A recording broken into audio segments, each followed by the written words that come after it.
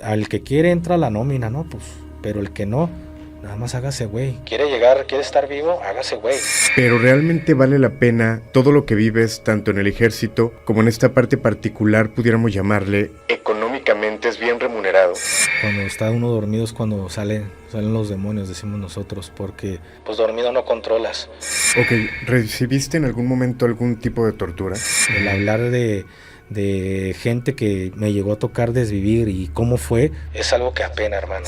Brujas desaparecen a militares en México, la misión que terminó en tragedia, sin dejar rastro. No tenían mucho que se habían ido y como venían las puertas abiertas del helicóptero, uno de los cuerpos, al no estar asegurados, se salió del helicóptero y justamente había sido el cuerpo del famoso Big Show. Tú seguramente tuviste misiones en la oscuridad y algunos reportes que simplemente no salieron a la luz y que no se podían contar. En estas misiones te tocó ver algo extraño. Y de repente siento que esa sombra me pasa por detrás. Pero a una velocidad del diablo, dirán así, ¿no? De hecho, se platica mucho de túneles, que me imagino que te ha tocado escuchar aquí en Guadalajara, de que los cristeros a través de estos túneles buscaban escaparse y muchos quedaban en el camino. Sin novedad, mi cabo. ¿Sin novedad de qué? No, pues entregué mi servicio sin novedad, mi cabo. Ah, chinga, ¿a quién se lo entregaste? Y ella está dando el rondín y dice que voltea y que ve a una mujer colgada. Y tripea que dices, en medio de la nada te topas gente. Entonces, yo no sé si habrá sido algo paranormal. Yo en lo personal que sí creo, considero que sí por lo difícil que es andar caminando en la sierra. Yo te podría decir que aquí en el estudio nos pasa algo y mi temática no es lo paranormal y lo sabes, pero aquí tenemos muchas muestras de repente de cosas inexplicables y paranormales, pero nunca le aceptes nada a una bruja porque no sabes lo que te está regalando y con qué intención te lo está dando.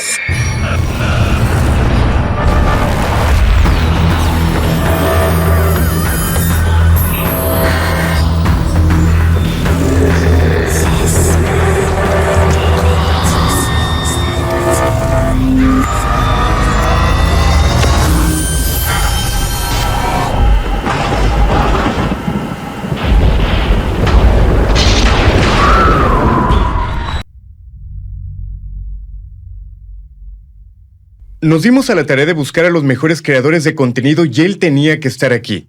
El Gafe. Yo creo que eres de los creadores tan solo aquí en Guadalajara, pudiera decir el más importante.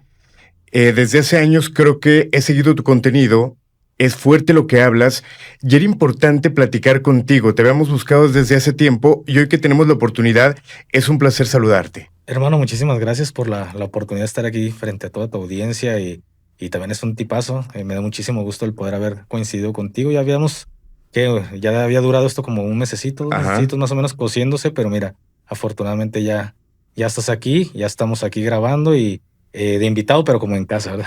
Exacto. Gafe, tengo entendido que tienes más de 8 años o que duraste más de 8 años dentro del ejército, dentro de este grupo especial que es conocido como los Gafes, y que tan solo mencionar esta palabra a muchos les puede provocar como cierto temor, porque es un grupo que era conocido como un grupo letal, un grupo fuerte, un grupo muy táctico. No me dejarás mentir acerca de esto. Pues mira, sigue siendo conocido por lo que acabas de mencionar, sigue siendo conocido el Cuerpo de Fuerzas Especiales. Hoy ya cambió la denominación de Gafes a Cuerpo de Fuerzas Especiales, pero aún se sigue operando y combatiendo la delincuencia organizada, ojo, hasta donde el mismo gobierno le permite, ¿no? Porque también el gobierno pues ahí amarra muchas cosas para que no se haga, entonces terminan restando la operatividad, pero pues prácticamente es amarrarle las manos al personal castrense y no poder operar como en verdad se podría operar.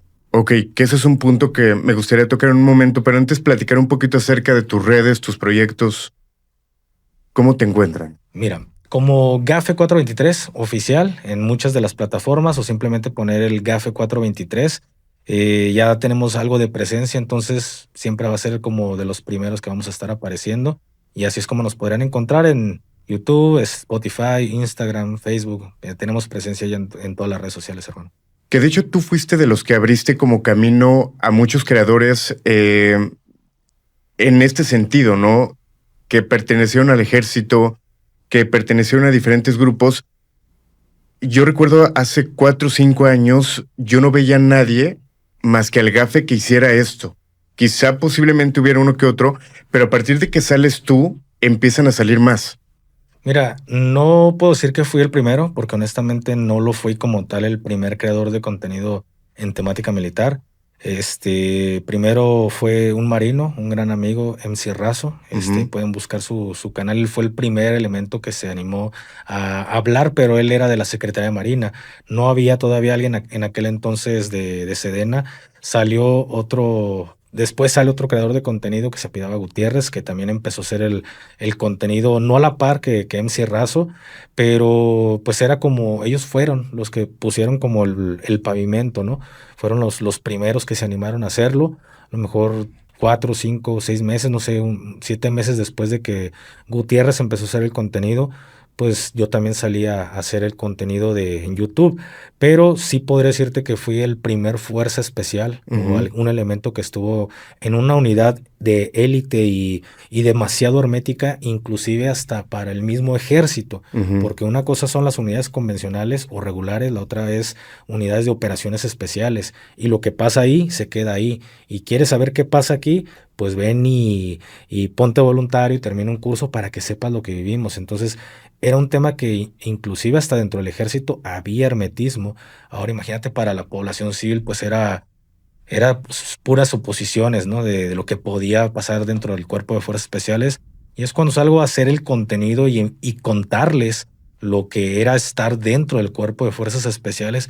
Hoy palabras tan comunes que dentro de la comunidad militar puedes escuchar de chunco, y hay personas que llegan y me insultan, pinche chunco, y digo, dices esa palabra porque gracias a mí conociste esa palabra, porque antes de mí no existía o no sabías de qué forma empleamos la palabra chunco, que esto quiere decir hermano pequeño de la familia o el más pequeño de la familia en zapoteco, en un dialecto que es el zapoteco, pero nosotros dentro de Fuerzas Especiales era una forma de decirle al que viene llegando. Entonces eran términos, palabras e historias que hasta ese momento nadie conocía, y fui y abrí esa puerta para que la gente pudiera conocer más de lo que había dentro de las Fuerzas Armadas, pero no fui de los primeros, pero sí fui el primer Fuerza Especial que salió a pavimentar lo que ya hoy muchas personas saben que no hay problema. Cuando te platicaba una vez que tuvimos una oportunidad de tener una charla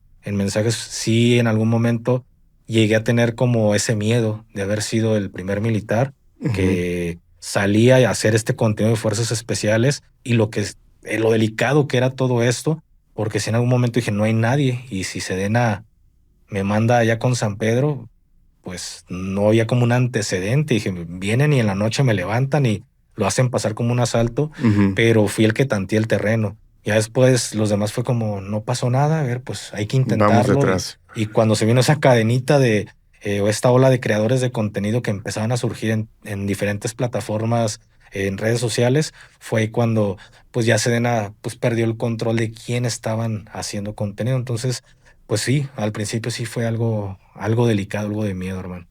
Tengo entendido, comentaba que dura, si no me equivoco, poco más de 8 años y medio. Y en estos 8 años y medio nace, ¿puedo platicar acerca de ello? Sí. Nace tu primera hija. En ese momento tú estabas todavía laborando, pasas poco tiempo debido al trabajo y que me imagino que era cansado, tortura psicológica, física, en todos los sentidos. Después de esta pequeña, tú tomas la decisión de salirte por lo peligroso, por estar más tiempo con tu familia. ¿Qué te hizo como tomar otro camino? Mira, dentro de la seguridad, más bien, en el ejército duró casi los 8 años y medio. Pasé tiempo en unidades regulares y también pasé tiempo en operaciones especiales. Mi hija nace cuando yo estaba pues casi de reclutita, todavía ni siquiera me iba a mi adiestramiento como militar, cuando pues nos damos cuenta que, pues, un ejemplo, yo causo alta en marzo, por poner un ejemplo, para abril, pues nos damos cuenta que mi ex esposa ya tenía 3 meses de embarazo, casi 4 meses de embarazo. Entonces, pues sí cambió mi vida, porque a lo mejor yo pensaba a lo mejor esperarme un año para saber cómo era la situación antes de embarazarnos, pero pues uno pone y Dios dispone. Ujú, Entonces, desde el momento uno, prácticamente en el ejército, pues siempre fue el tener ese peso detrás de mí que era mi hija. ¿Por qué? Porque sabía que cualquier acción que pudiera tomar mala, ella le podía estar perjudicando. Entonces, desde el momento uno, mi hija siempre estuvo acompañándome de lo que podía hacer, lo que era bueno y lo que era malo. Llega un punto en el que me voy a fuerzas especiales y ya estando en fuerzas especiales es cuando termina mi matrimonio por distancias, por la operatividad. Fue muy complicado. La vida del soldado es demasiado solitaria, hermano. ujú. Hay demasiados divorcios en el ejército y son temas que a nadie le importa porque nadie cuenta y si hay alguien que lo cuente, pues nada, ¿qué pasa? Pero eso lleva depresiones, lleva suicidios, lleva a que al rato se estén metiendo en organizaciones por la depresión que pueden estar viviendo, porque Ujú, muchos militares están separados. Y es ahí cuando todavía dura un tiempo, ¿no? En el ejército mexicano, digo, ya en el área de operaciones especiales, y pues vivir tu vida con el riesgo es algo muy común. ¿Por qué? Aprendes a vivir bailando con la muerte todo el tiempo, porque hasta en adiestramiento, en el momento que saltas haciendo un rappel a 10 15 metros, si no te aseguras tú mismo, haces el candado, puedes ujú. terminar en el suelo con una fractura, inclusive la muerte, estar descendiendo de helicópteros, aunque sean entrenamientos, todo el tiempo estás en una situación de riesgo. Entonces aprendes a bailar, a danzar con la muerte, pero hay cosas que no te terminas. En mi caso, yo no me terminé yendo del ejército por miedo al peligro, sino por sentirme utilizado y como si fuera un muñeco desechable, una pieza reemplazable, que lo sabemos que lo somos. Al ser militares, Ujú. nadie te obliga a estar ahí, pero lo que detona es cuando escuchas que un general comandante de región, te hablo de que yo estaba en operaciones especiales, pues ya diríamos los mexicanos, mis cagadas no eran con los de abajo, nuestras cagadas ya eran con generales, con gente, comandantes de región o de la misma secretaría. Pues escuchar que un general le llama la atención a un capitán, porque previamente habíamos tenido un enfrentamiento donde teníamos 2 heridos y habíamos liberado gente privada de la libertad. O sea, la misión principal se había cumplido con éxito. Las personas estaban liberadas, pero nosotros en el punto 2 teníamos heridos. La misión de nuestro comandante era ahora evacuar a los heridos. Ya liberamos personas privadas, ahora evacuemos a nuestros heridos. Pero el general, al no perseguir a más de 50 delincuentes que andaban corriendo como locos, pues le llama la atención a mi capitán, le dice, pues hubieras dejado morir. Total, mi general secretario, o sea, el secretario de Defensa Nacional, ya sabe que en ese tipo de operaciones siempre hay bajas, pues los hubieras dejado morir. Y escucharlo directamente es como, pues no seas cabrón. O sea, yo tengo hija, tengo padres, tengo hermanos, tengo familia que me va a llorar. No somos piezas reemplazables. Estamos haciendo nuestro trabajo, ya lo hicimos bien. Pues creo que lo justo es que evacuemos a los heridos, no que Ujú. vayamos a desvivir más malandros nada más por darle gusto a alguien. Total, no vamos a dar con todos. Estamos en medio de la nada y en la oscuridad.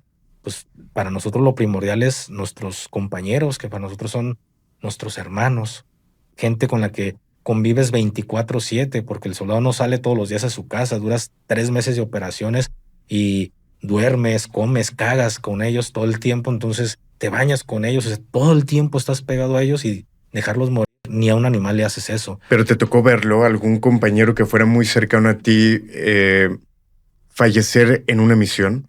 Me tocó ver compañeros cercanos a mí y sobre todo también compañeros que no son de tu unidad, pero de cualquier forma duele porque visten el mismo uniforme que tú, han pasado lo mismo que tú y sabes lo que está sufriendo ese elemento. Así sea un policía, así sea un guardia nacional, así sea un marino, nos duele porque sabemos que cómo es realmente el sistema. Entendemos que hoy en día, yo te puedo decir, no todos los policías son corruptos, no todos los de Ciudad de México son corruptos. También sé que hay muy buenos policías en la Ciudad de México, en el Estado de México, de donde vienes, pero no solo ahí, en todo el país. Desgraciadamente, les atan las manos. A los policías les terminan atando las manos. Hasta que yo fui policía entendí cómo era el otro panorama del lado civil, del lado policíaco, entiendes de que todos saben que hay pedo. No a todos, al que quiere entra a la nómina, ¿no? Pues, pero el que no, nada más hágase güey. Quiere llegar, quiere estar vivo, hágase güey. Y quítese y nada más siga indicaciones. Y entiendes cómo es el poder de fuerza que ya tiene las diferentes organizaciones en todo el país. Y ya no en el país, hasta en el mundo. Vemos ya el nivel que está tan podrido. El país que dices, las órdenes vienen del alcalde, pero no solo vienen del alcalde, vienen del gobernador, pero no solo vienen del gobernador, vienen desde la presidencia y solo es una doble cara. A la gente le dicen una cosa, pero de este lado, en esas negociaciones se platican otras cosas. Ujú. ¿Y quién termina siendo el que paga los platos rotos? El policía. Un policía con un cargador de 30 balas, o cartuchos. ¿Y pues, qué vas a hacer contra, pues, no sé, 50 elementos con ametralladoras, armas de su calibre, traen demasiado parque o munición? Pues, ¿qué vas a hacer tú con un compañero, con tu parejón, con 30 tiros? Y a lo mejor la gran mayoría de esos policías nunca han disparado un arma porque las academias policíacas son pequeñas, o sea, en realidad no hay mucho adiestramiento para el policía. ¿Qué le toca al poli? Por hacerse el valiente, les va a disparar. Si sobrevive, van a venir por él y van a ir por él a su casa y con su familia. ¿Entiendes ahora cómo el policía, por qué en el tema del narcotráfico se hace güey? Porque todavía está muy por encima de ellos y sus mismos comandantes los van a terminar poniendo. Entonces, me tocó ver gente de diferentes unidades, corporaciones que terminaba perdiendo la vida pues a veces por temas de corrupción de sus propios manos. Entonces, entiendes cómo funciona el sistema. Ok. En el medio en el que trabajo me tocó conocer a muchas personas que trabajaban como guardaespaldas. Creo que tú tienes contacto con algunos de ellos de escoltas VIP. Sí, claro. De repente conocí a algunos de ellos y trabajar, por ejemplo, con famosos. Algunos ya habían trabajado con políticos y había veces que decían, prefiero hacerme un lado de este trabajo o prefiero mejor la parte artística porque también es de alto riesgo. Tú trabajaste como escolta de un político importante y al final de cuentas, el que tú salgas de este grupo, que salgas del ejército, pues continúas poniendo tu vida en riesgo, ¿no? Mira, en riesgo como tal, no, porque entendemos, bueno, las cosas ahorita están empezando a cambiar. Ujú. Digo, afortunadamente ya se están empezando a políticos y gente importante de la política. ¿Y por qué digo afortunadamente?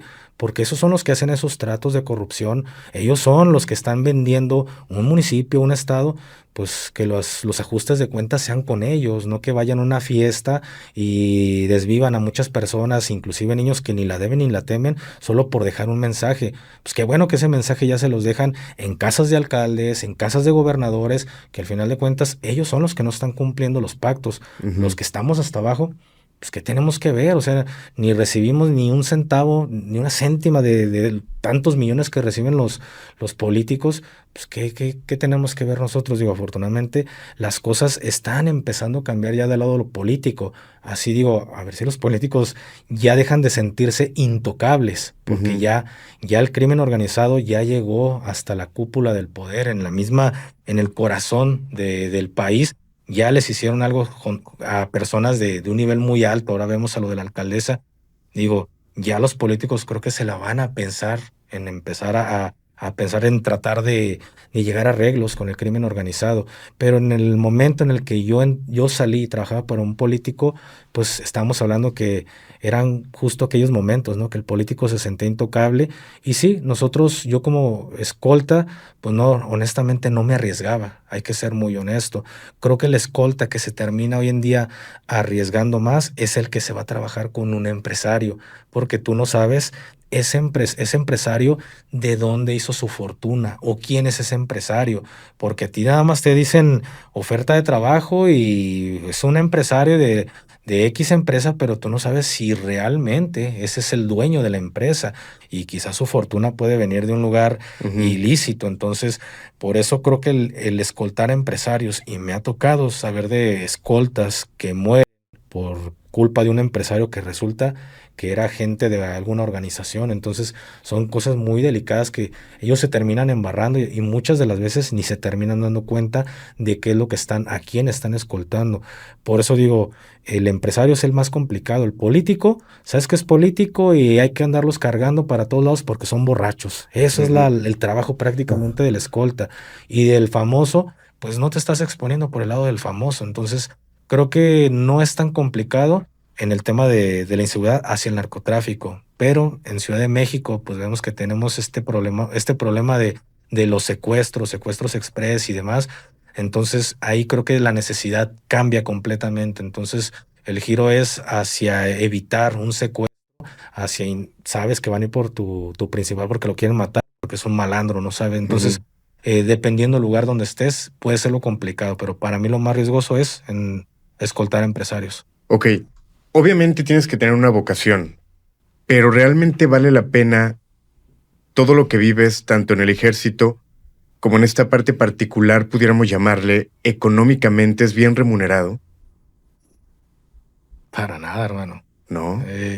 El ser un ejemplo, fuerza especial, es por amor, o sea, es por ego, pero no es por ser bien remunerado.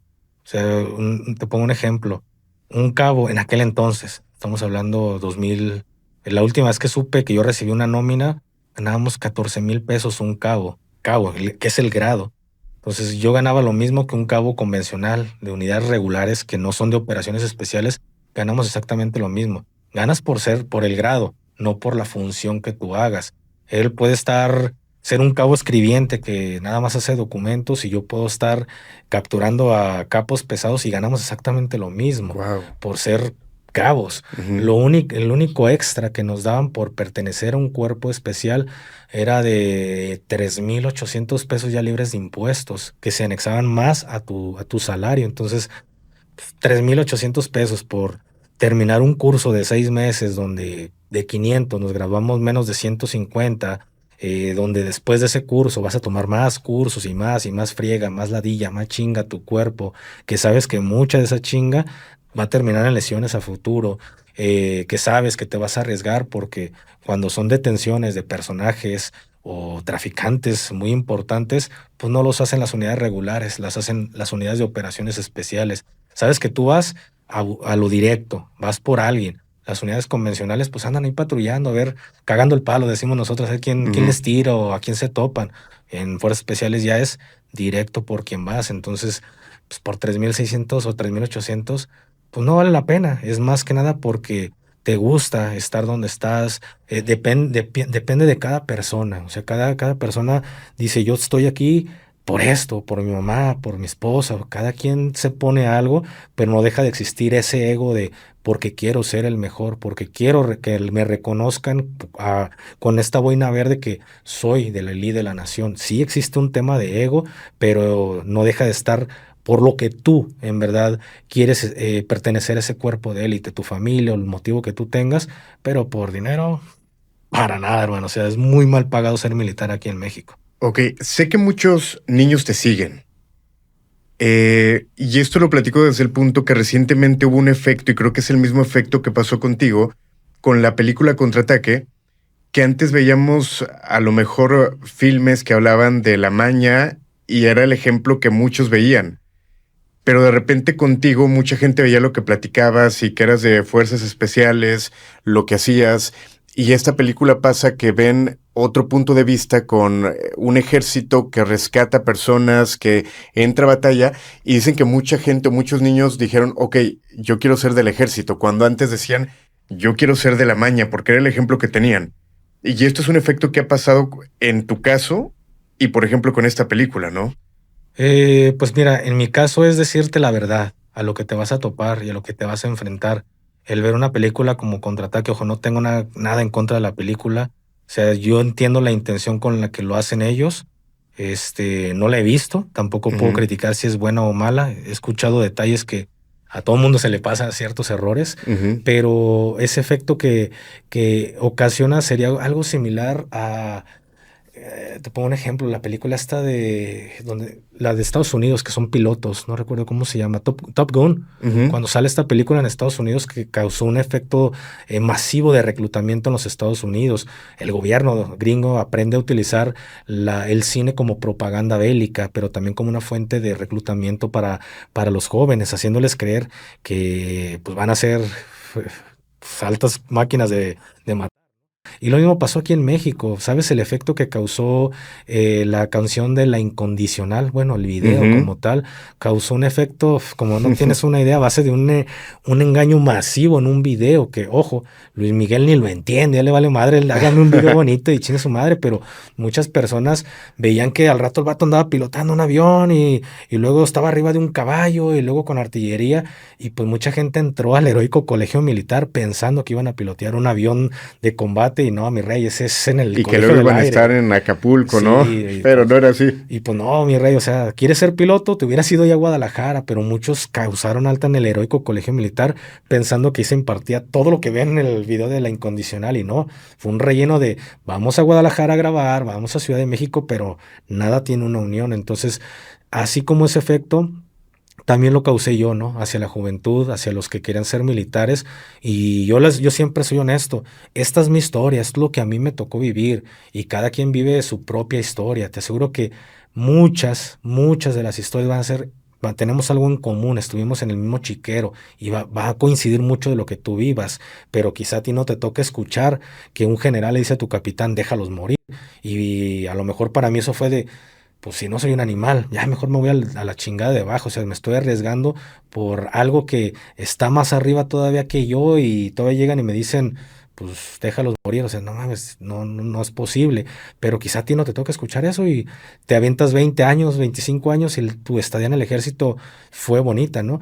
Entonces, el salir esta película de Contraataque termina causando un efecto como romantizar el crimen organizado, romantizar lo que es la guerra en contra de los cárteles, pero nadie te habla de que si te metes al ejército mexicano, sales tachado para la sociedad. Nadie te dice las letras chiquitas o lo que hay después de, porque estando dentro del activo, pasa de que te dicen, no, que pinche raza que se va de baja, que ya no vale madre, son civilones y no aguantaron. O sea, ellos te meten esa mentalidad de el que se va de baja no vale madre. Si ya entraste al ejército es porque te vas a ir de retiro. Entonces, el escuchar a un GAFE 423, tú estando en el activo de lo que estamos pasando, a ti ya te metieron ese chip, ese adoctrinamiento que te dice, no, el GAFE 423 no aguantó, es un pendejo. Y luego te ves a ti mismo y dices, pues güey, yo soy un pinche soldado de un año, ese güey se aventó no sé cuánto, tiene cursos y todo comprobable. ¿Cómo puedo decir yo, ese vato es un pendejo? Cuando ni siquiera he vivido ni tantito de lo que él ha vivido y todavía sale y está haciendo cosas grandes, pues creo que sabe de lo que está hablando. Y sé que entrar al ejército, hermano, nadie te dice las letras chiquitas que cuando te vas y buscas trabajo en la vida civil es muy complicado. ¿Por qué? Imagínate a mí, hablando de un operador especial, que estamos locos, hermano. Simplemente para irte de voluntario es porque estás loco. O sea, sabes que te van a desmadrar el cuerpo. Pero imagínate una persona trabada como yo, que sale de la vida militar a la vida civil con un chingo de ganas de trabajar, hasta agarrar una escoba, porque a mí no me pesa, y mi equipo de trabajo te lo puede decir, el ponerme a barrer o ponerme a hacer cosas, a mí no me pesa, porque así fue como me formaron en fuerzas especiales, de tienes que poner el ejemplo para que arrastres a todos los demás a que hagan exactamente lo mismo que tú, para que todos se tengan que estar barriendo. O sea, siempre fue pon el ejemplo de trabajo, pon el ejemplo de, siempre es pon el ejemplo. Ahora imagínate salir y tener toda esa disposición de querer chambear, de querer trabajar, de servirle a un patrón quizá, porque yo no quería saber nada de armas, yo no quería saber absolutamente nada de armas. Cuando busco trabajos en empresas y me decían, ¿estuviste en el ejército? Nosotros te hablamos. ¿Cómo ocultaba que estuve casi 8 años en el ejército? A ver, le hablamos a algún patrón o ¿qué hiciste en 8 años? Y cuando estudien y te metan ante el SAT, este güey estuvo en el ejército, porque todo investigan, no te dan trabajo, hermano. Tristemente no te dan trabajo porque piensan que eres corrupto o realmente lo que más he escuchado es piensan que somos huevones, que el soldado es huevón. Y digo, no, ese patrón que piensa eso, pues está güey, honestamente, porque el soldado el soldado en sus chives, tengo una hora de entrada, no una hora de salida.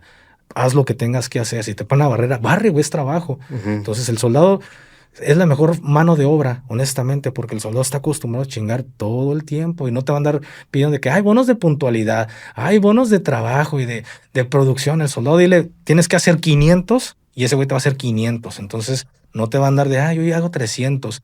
Pero desgraciadamente por esa idea errónea que se tiene, pues no le dan trabajo al soldado en la vida civil. Me orilló a tener que volver a agarrar un arma, hermano. ¿Qué tuve que hacer? ¿Ser policía o ser malandro? Pues me voy de policía.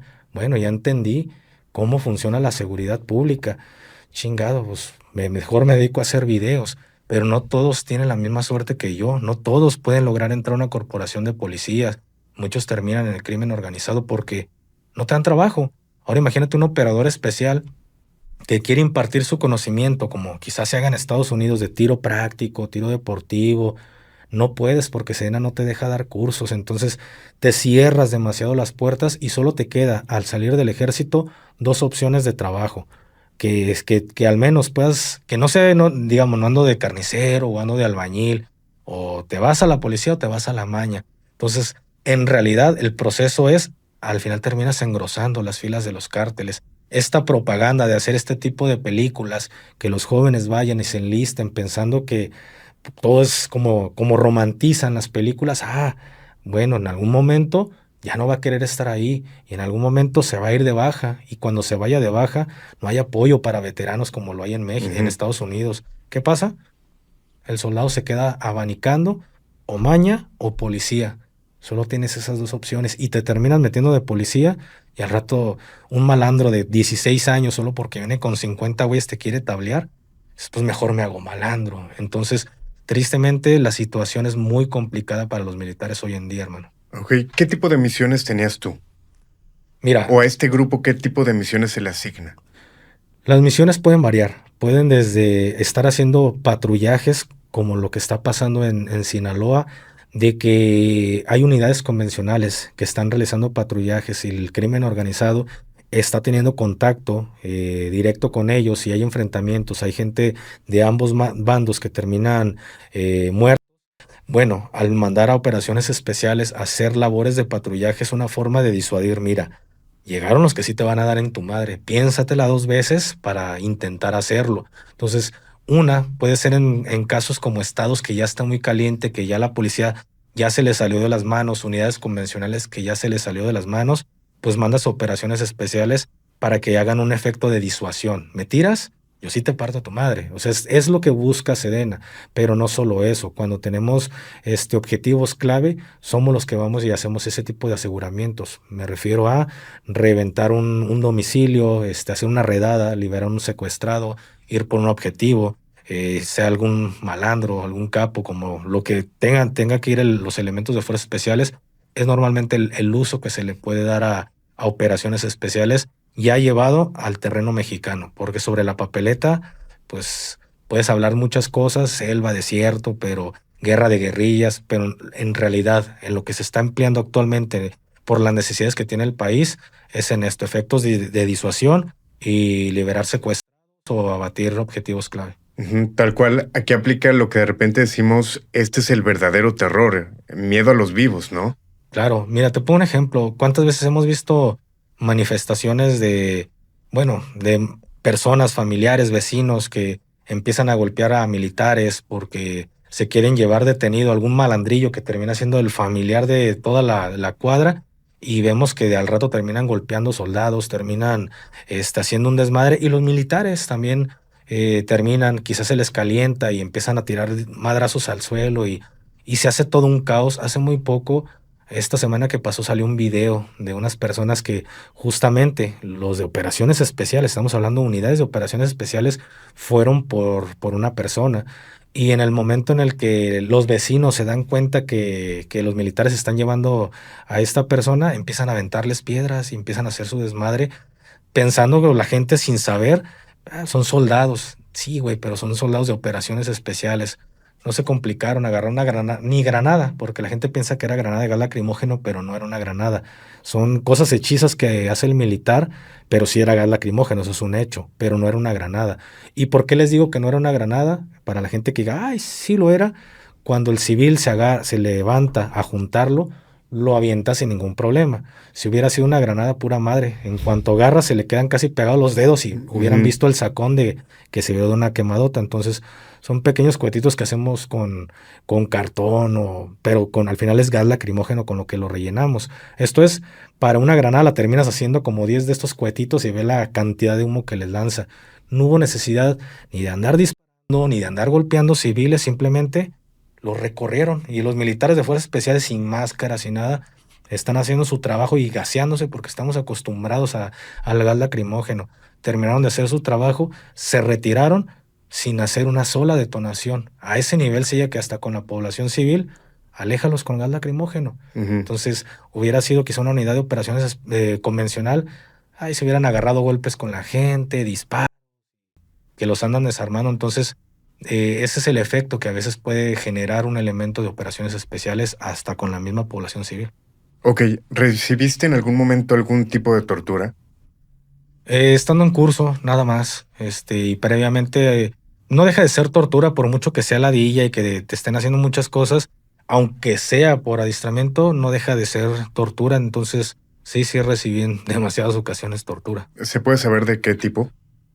Golpes, justamente gas lacrimógeno, a lo mejor ciertos ejercicios que dejan de ser para fortalecimiento y más que nada es para dañar el cuerpo, posiciones de estrés, que a lo mejor en esa posición en media hora te vas a desmayar, o sea, no deja de ser una tortura tanto física como psicológica.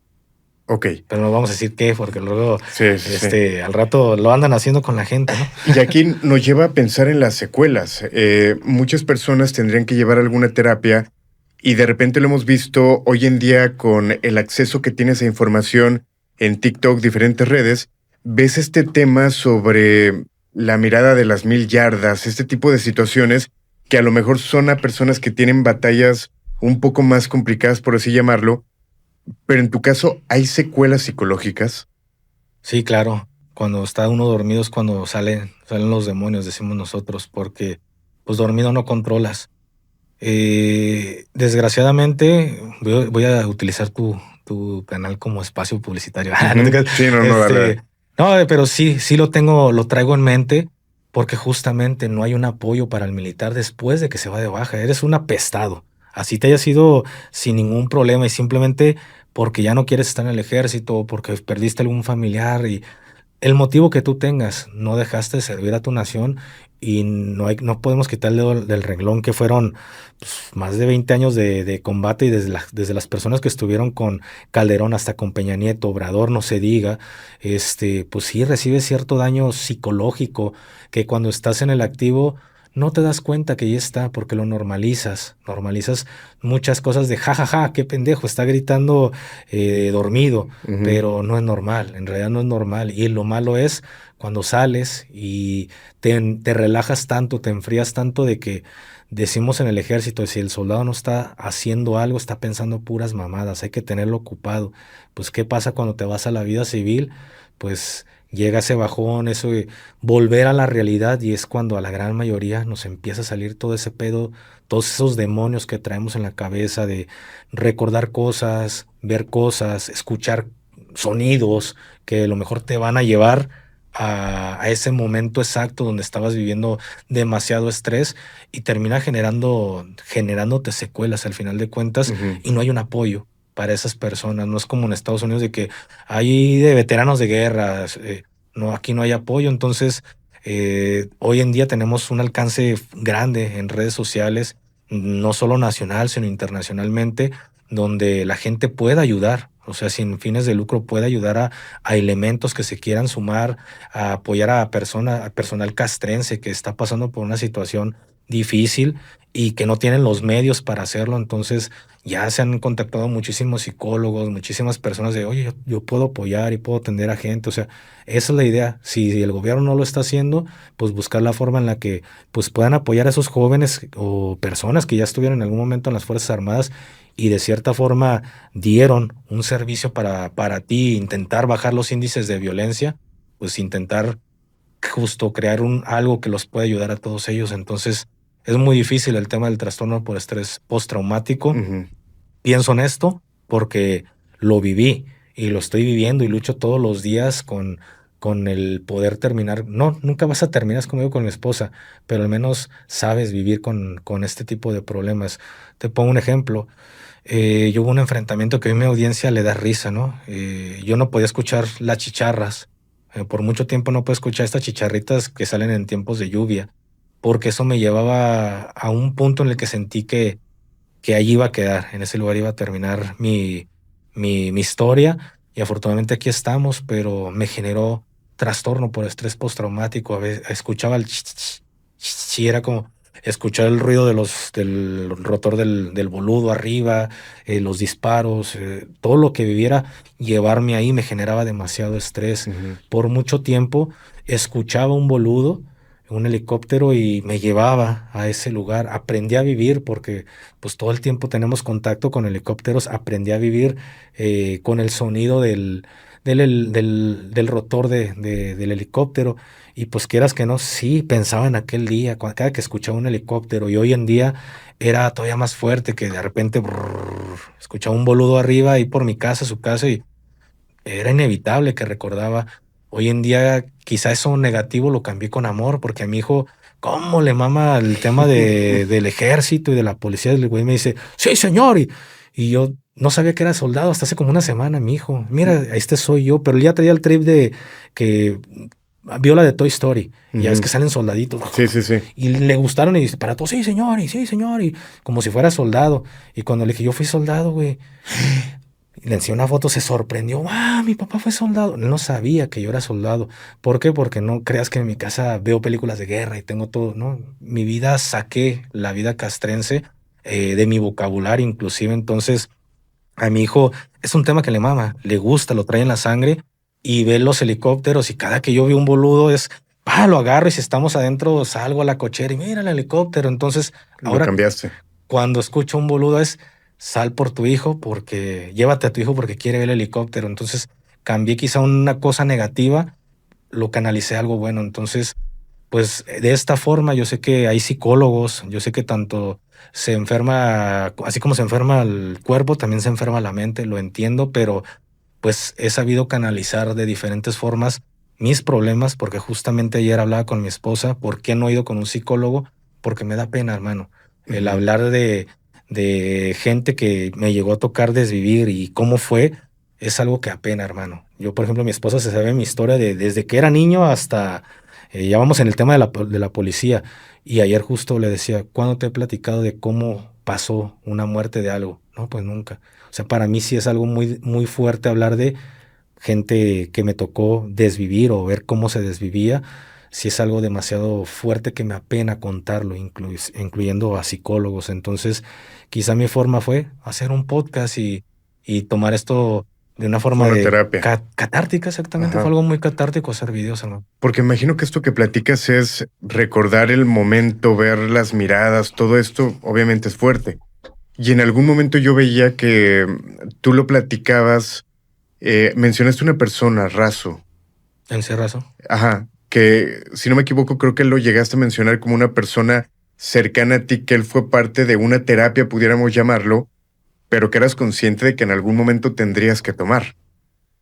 Mira, uno es consciente de que en algún momento lo tenemos que tomar, pero para yo poder darme esa oportunidad de sentarme con un psicólogo, primero tengo que estar bien yo. Yo sé que él me va a ayudar a limpiar la cabeza, pero si yo voy con la negativa de que no quiero, que me apena, pues no voy a dejar que él haga su trabajo. Entonces, también yo tengo que llevar ese proceso de construcción y decir, soy una persona nueva y solo quiero terminar este pedo, y lo he hecho, al punto, como te digo, de sacar el lenguaje castrense, sacar el tema, hablo de esto y opino de esto, pero yo me voy a mi casa y en mis pláticas no es de hablar de temas bélicos. Mi esposa sabe la historia porque me dice, a ver, me gustaría conocer quién eres, de que, pues, lo que has hecho. Entonces, es con la única persona que me he abierto casi al 100%, y ha sido bastante catártico el poder platicar con mi esposa, y a veces son las 3 de la mañana y estamos platicando. Entonces, creo que no hay mejor forma de liberar lo que traes que a veces hablarlo. Y yo sé que un psicólogo te puede opinar de otras cosas, pero también entiendo de que el psicólogo no me va a poder entender al Y 100% no porque cualquiera, ¿no? Al rato el psicólogo llorando de lo que exactamente, le ¿no? cuentas. ¿Qué pasa si el día de mañana llega tu hijo y te dice, papá, pues sí me gusta, lo vi en tu historia, estos soldados, quiero ser del ejército? Que le dé, ¿Sí le que lo le dé, dejarías? claro, lo orientaría. Al final de cuentas, no es que lo deje, es su vida. Y ya viví mi vida como yo quise y hasta donde pude y lo sigo haciendo, ¿no? Entonces, al contrario, es apoyarlo. Él es dueño de su propia vida desde el momento en el que él nace, es su vida. Uno lo va orientando nada más te enseño a gatear, te enseño a caminar, te doy la educación básica, primaria, secundaria, prepa, universidad, pero tu decisión, si tú quieres tener una carrera y a lo mejor eres, no sé, programador, diseñador, lo que tú quieras ser, pero dices, no, ya hice mi título, pero quiero ser militar, pues échale fibra, viejo. O sea, no me queda más que darte la bendición y solo apriete los dientes, nada más, y aguante y no se ponga el pedo, pero no sería, si me preguntaras, no me gustaría que fuera militar, pero si lo quieres ser, tiene todo mi apoyo, Exacto. hermano. Sé que eres muy buen papá porque además parte de que se complicara grabar contigo era porque yo podía viajar solo los fines de semana, pero yo sé que los fines de semana son Benditos. para tu familia, estar con ellos. Mira, normalmente tengo mis horarios de trabajo, porque esto es un trabajo, es real. A veces, pues tú ya como haciendo el contenido, la gente dice, solo hacen videitos, ¿no? Es una chamba y también me agarro mis horarios para todo, ¿no? Tengo mi horario de salida y a partir de ese horario de salida es estar con mi familia. O si tengo eventos con mi hijo, mi tema familiar es primordial. Para mí, la familia es primero. Entonces, fin de semana, ni se diga. ¿Por qué? Porque en algún momento meditaba yo solo, yo hacía absolutamente todo yo, y yo nada más llegué hasta la secundaria en el ejército, terminé la prepa y empecé la carrera de Derecho, pero me quedó truncada por la pandemia, pero, pues hermano, yo no sabía ni prender una computadora, a ese punto. O sea, no sé hacer muchísimas cosas porque no tenía la necesidad de, allá en la sierra no vas a ponerte a hacerte un documento. Hay un escribiente que es el que se va a encargar de redactar todo lo que tú le estás pidiendo, lo que le vas a mandar. Entonces, todos por radio. Y pues yo no veía tanto esa necesidad, ¿no? Salgo acá y aprenderle, viejo. Ujú. Aprender a editar, y sobre cagada tras cagada le vas dando ahí eh, el conocimiento a tu cabecita, pero todo fue autodidáctico en un inicio. Pero pues yo trabajaba de lunes a domingo, a veces me levantaba a las 8 de la mañana y aprendiendo, estar viendo videos y estarlo haciendo, y a veces eran las 2 3 de la mañana y seguía trabajando. Entonces llegó un punto en el que tuve un burnout de que mi cabeza colapsó, pero yo le decía a mi esposa, un poquito más, ya casi me pongo relax hasta que pude contratar mi primer editor. Fue cuando se liberó y a partir de ese momento le dije a mi esposa, sábados y domingos son de ustedes y yo me desconecto 100% del teléfono yo. Si algo es a través de mi hermano y mi hermano le habla a mi esposa y ella es la que me dice, oye, pasó esto, pero mientras tanto, a menos de que sean emergencias, contesto llamadas. Ok.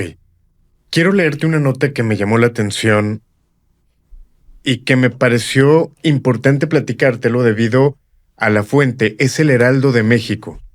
Esto ocurre, o esta nota la suben el martes 29 de julio de este año a las 7:02. El título es el siguiente. Brujas desaparecen a militares en México, la misión que terminó en tragedia. Se cuenta que soldados del ejército mexicano aseguran haber visto figuras extrañas antes de que sus compañeros desaparecieran sin dejar rastro. Ellos estaban en la sierra y no hay más información. Dice, en lo profundo de las sierras mexicanas, soldados han reportado encuentros con figuras femeninas enigmáticas que parecen surgir de la nada. Las describen como mujeres vestidas de blanco, rodeadas de niebla, que los guían o los desvían. Algunos las llaman brujas, pero en los pueblos cercanos se les conoce como guardianes del bosque. Obviamente es muy larga esta nota. Repito, me llamó la atención porque es del Heraldo y ahora que quise indagar un poco más, me di cuenta que no es el único caso que existe de personas que van a la sierra o de militares del ejército que van al bosque y que se encuentran con cosas muy extrañas. Tú seguramente tuviste misiones en la oscuridad y algunos reportes que simplemente no salieron a la luz y que no se podían contar. ¿En estas misiones te tocó ver algo extraño? Pues mira, en misiones como tal, solo una ocasión, la famosa esta historia del Big Show, que pues a veces una persona que habían desvivido ahí, Ujú. y después de que llega el forense, pues esto pasa en una zona costera, Estaba haciendo demasiado calor, estaban ya las personas ya sin vida, estábamos cuidando justamente sus cuerpos, ya que estaba dentro de prácticamente de la sierra y estábamos esperando al forense. Entonces, para que ellos pudieran llegar, se aventaron casi 3 días por el tema de la sierra y todo. De hecho, hubo un punto en el que vehículos castrenses tuvieron que ir por ellos para poderlos acercar lo más que se pudiera, que literal llegaron al lugar, pero sus camionetitas esas como tipo van, ¿no? Pues no entraron. Entonces fue muy complicado, fueron casi 3 días para recoger los cuerpos y estaba haciendo demasiado calor. Los cuerpos ya apestaban tremendamente y pues ya el rigor mortis se pierde, ¿no? O sea, para moverlos casi le haces el dedo y se lo puedes hasta quebrar, así sientes, ¿no? Que lo podrías hasta fracturar, no sé. Los metimos a unas bolsas que son las que trae el equipo de forense y para llevarnos los cuerpos tuvimos que prestarles el apoyo de subirlos a nuestras Cheyennes, a nuestros vehículos oficiales, ya que su camionetita no estaba próxima a nosotros. Entonces, de ahí subimos varios cuerpos, subimos en un inicio a cuatro personas, ya es que son camionetas y está la banca, ahí pusimos una persona y donde es como para poner los pies, lo que queda del sobrante después de la banca, ahí pusimos uno y uno, o sea, uno del lado izquierdo, uno en la parte del medio en la banca y otro del lado derecho. Y había un elemento que nosotros apodamos el Big Show porque estaba grande, estaba demasiado grande, así gordo, así, grandote. De hecho era gringo el güey. Y fue un pedísimo para poderlo simplemente mover de donde estaba ya sin vida a subirlo a la camioneta militar. Fue todo un rollo porque estaba demasiado pesado y entre varios, con nuestros cinturones, tuvimos que quitarnos los cinturones y te lo paso a ti, tú agarras el otro extremo y todos lo levantamos porque éramos varios. Entonces imagínate, para subirlo a la batea de la camioneta, ahí varios dejaron pedos, le batallamos. Sacamos la camioneta a un punto que era como una brecha y ahí dejamos la camioneta, nada más dejamos todo cerrado y dice, ¿quién te va a robar los cuerpos aquí, no? No creo que se vayan nos estén siguiendo para robarnos los cuerpos en este punto. Aparte, a nosotros ya no nos interesaban los cuerpos. ¿Por qué? Porque como se había reportado el forense, yo te entrego los cuerpos, ya los levantaste, ya si te los roban ya no es mi problema, ya es problema tuyo. Entonces dejamos los cuerpos en la camioneta, en una especie de brecha, y fuimos por el otro viaje, fuimos por los restantes. Cuando regresamos, el cuerpo de este Big Show, que estaba en la batea, ya estaba en el suelo. Entonces uno de mis compañeros, que era de fuerzas especiales también, pero más arriba que nosotros, llega y le da unas cuantas patadas y nos voltea a ver porque pues todos lo volteamos a ver de forma pues extraña, ¿no? Como dijiste, güey, ¿qué pedo? Y nos voltea a ver y nos dice, es que el hijo de la chingada no agarra la onda de que ya está muerto. Si hay personas que aún así quieren seguir moviéndose y ves ese tipo de movimientos. O ustedes díganme, pues, ¿ya cuánto tiempo pasó? Ustedes están viendo el pedo que fue para subirlo y aquí en medio de la nada, ¿quién nos vino a tirar el cuerpo? Si este cabrón no agarra el pedo que ya se murió. Entonces ahí me cayó una especie de, bueno, tiene lógica, porque ya me había tocado ver un tema paranormal que fue lo que me hizo creer en lo paranormal. Entonces ya de ahí juntamos el cuerpo. Al día siguiente se decidió que el forense de dicho estado no se iba a llevar los cuerpos, que iban directo para la entonces llamada Siedo, y llegó un helicóptero a un Black Hawk a llevarse los cuerpos, y casualmente, ¿no? No tenían mucho que se habían ido y como venían las puertas abiertas del helicóptero, uno de los cuerpos, al no estar asegurados, se salió del helicóptero y justamente había sido el cuerpo del famoso Big Show. Entonces el cuerpo jamás se encontró, nos mandaron a buscar, duramos casi una semana y habíamos varias unidades intentando encontrar el cuerpo y jamás se encontró. No apareció. De hecho, cuando se dio en las noticias, el saldo de la gente abatida fue menos de lo que nosotros habíamos entregado. ¿Por qué? Porque nunca encontraron el cuerpo que se salió del helicóptero. ¿Y entre ustedes qué platicaban? Justamente de que él no entendía que había fallecido. De que así decíamos, puto Big Show, no entiende, ¿no? Ya no se puso a parir después de muerto y pues sí, imagínate andar caminando en la sierra todo el día buscando el cuerpo. Subíamos a partes elevadas y, a ver, allá se ven carroñeros, mira, vámonos. Sacábamos la brújula, a ver qué azimut, a ver más o menos la coordenada, qué sería, cuántos kilómetros hay que darle. Y íbamos a ir buscando el cuerpo y llegábamos sin nada. Como si no hubiera habido unos carroñeros ahí, pero únicamente nos basábamos a, si veíamos pájaros carroñeros, hacia allá caminábamos, pero teníamos el cuadrante donde aproximadamente había caído, pero jamás se encontró el cuerpo. Wow. Ahorita mencionaste que tú ya creías en algo paranormal porque algo te había pasado. ¿Qué es Mira, esa historia? ¿Cuál es? yo, pues de joven, ¿no? Pues sí me tocaba ver cosillas que dices, producto de la imaginación, pero me hice escéptico en ese sentido, a pesar de que había unas que, pues no se la dabas tan válida, no le puedes dar la explicación, pero paranormal no fue. Cuando entró al ejército, estaba muy recluta, de hecho, todavía ni siquiera cumplía el año de servicio y nos mandaron destacamentados a la prisión militar. Las prisiones militares están dentro de campos militares y hay una por región militar, a veces no, pero es donde todos los militares que cometen algún delito, la gran mayoría va por delitos internos de disciplina militar, abusos de autoridad y ese tipo de cosas. Ya cuando estamos hablando de narcotráfico se van a lo que nosotros llamamos la Casa de Piedra, a Ciudad de México, la prisión principal, ¿no? Donde dice gente que han sido malandrones y prácticamente en esas prisiones es como el tema es como una prisión civil, la corrupción, o sea, gente que mata por dinero, o sea, y hablando de una prisión militar.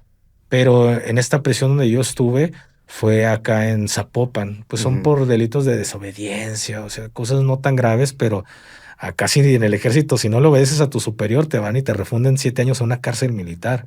O sea, el ejército sí hace valer la disciplina.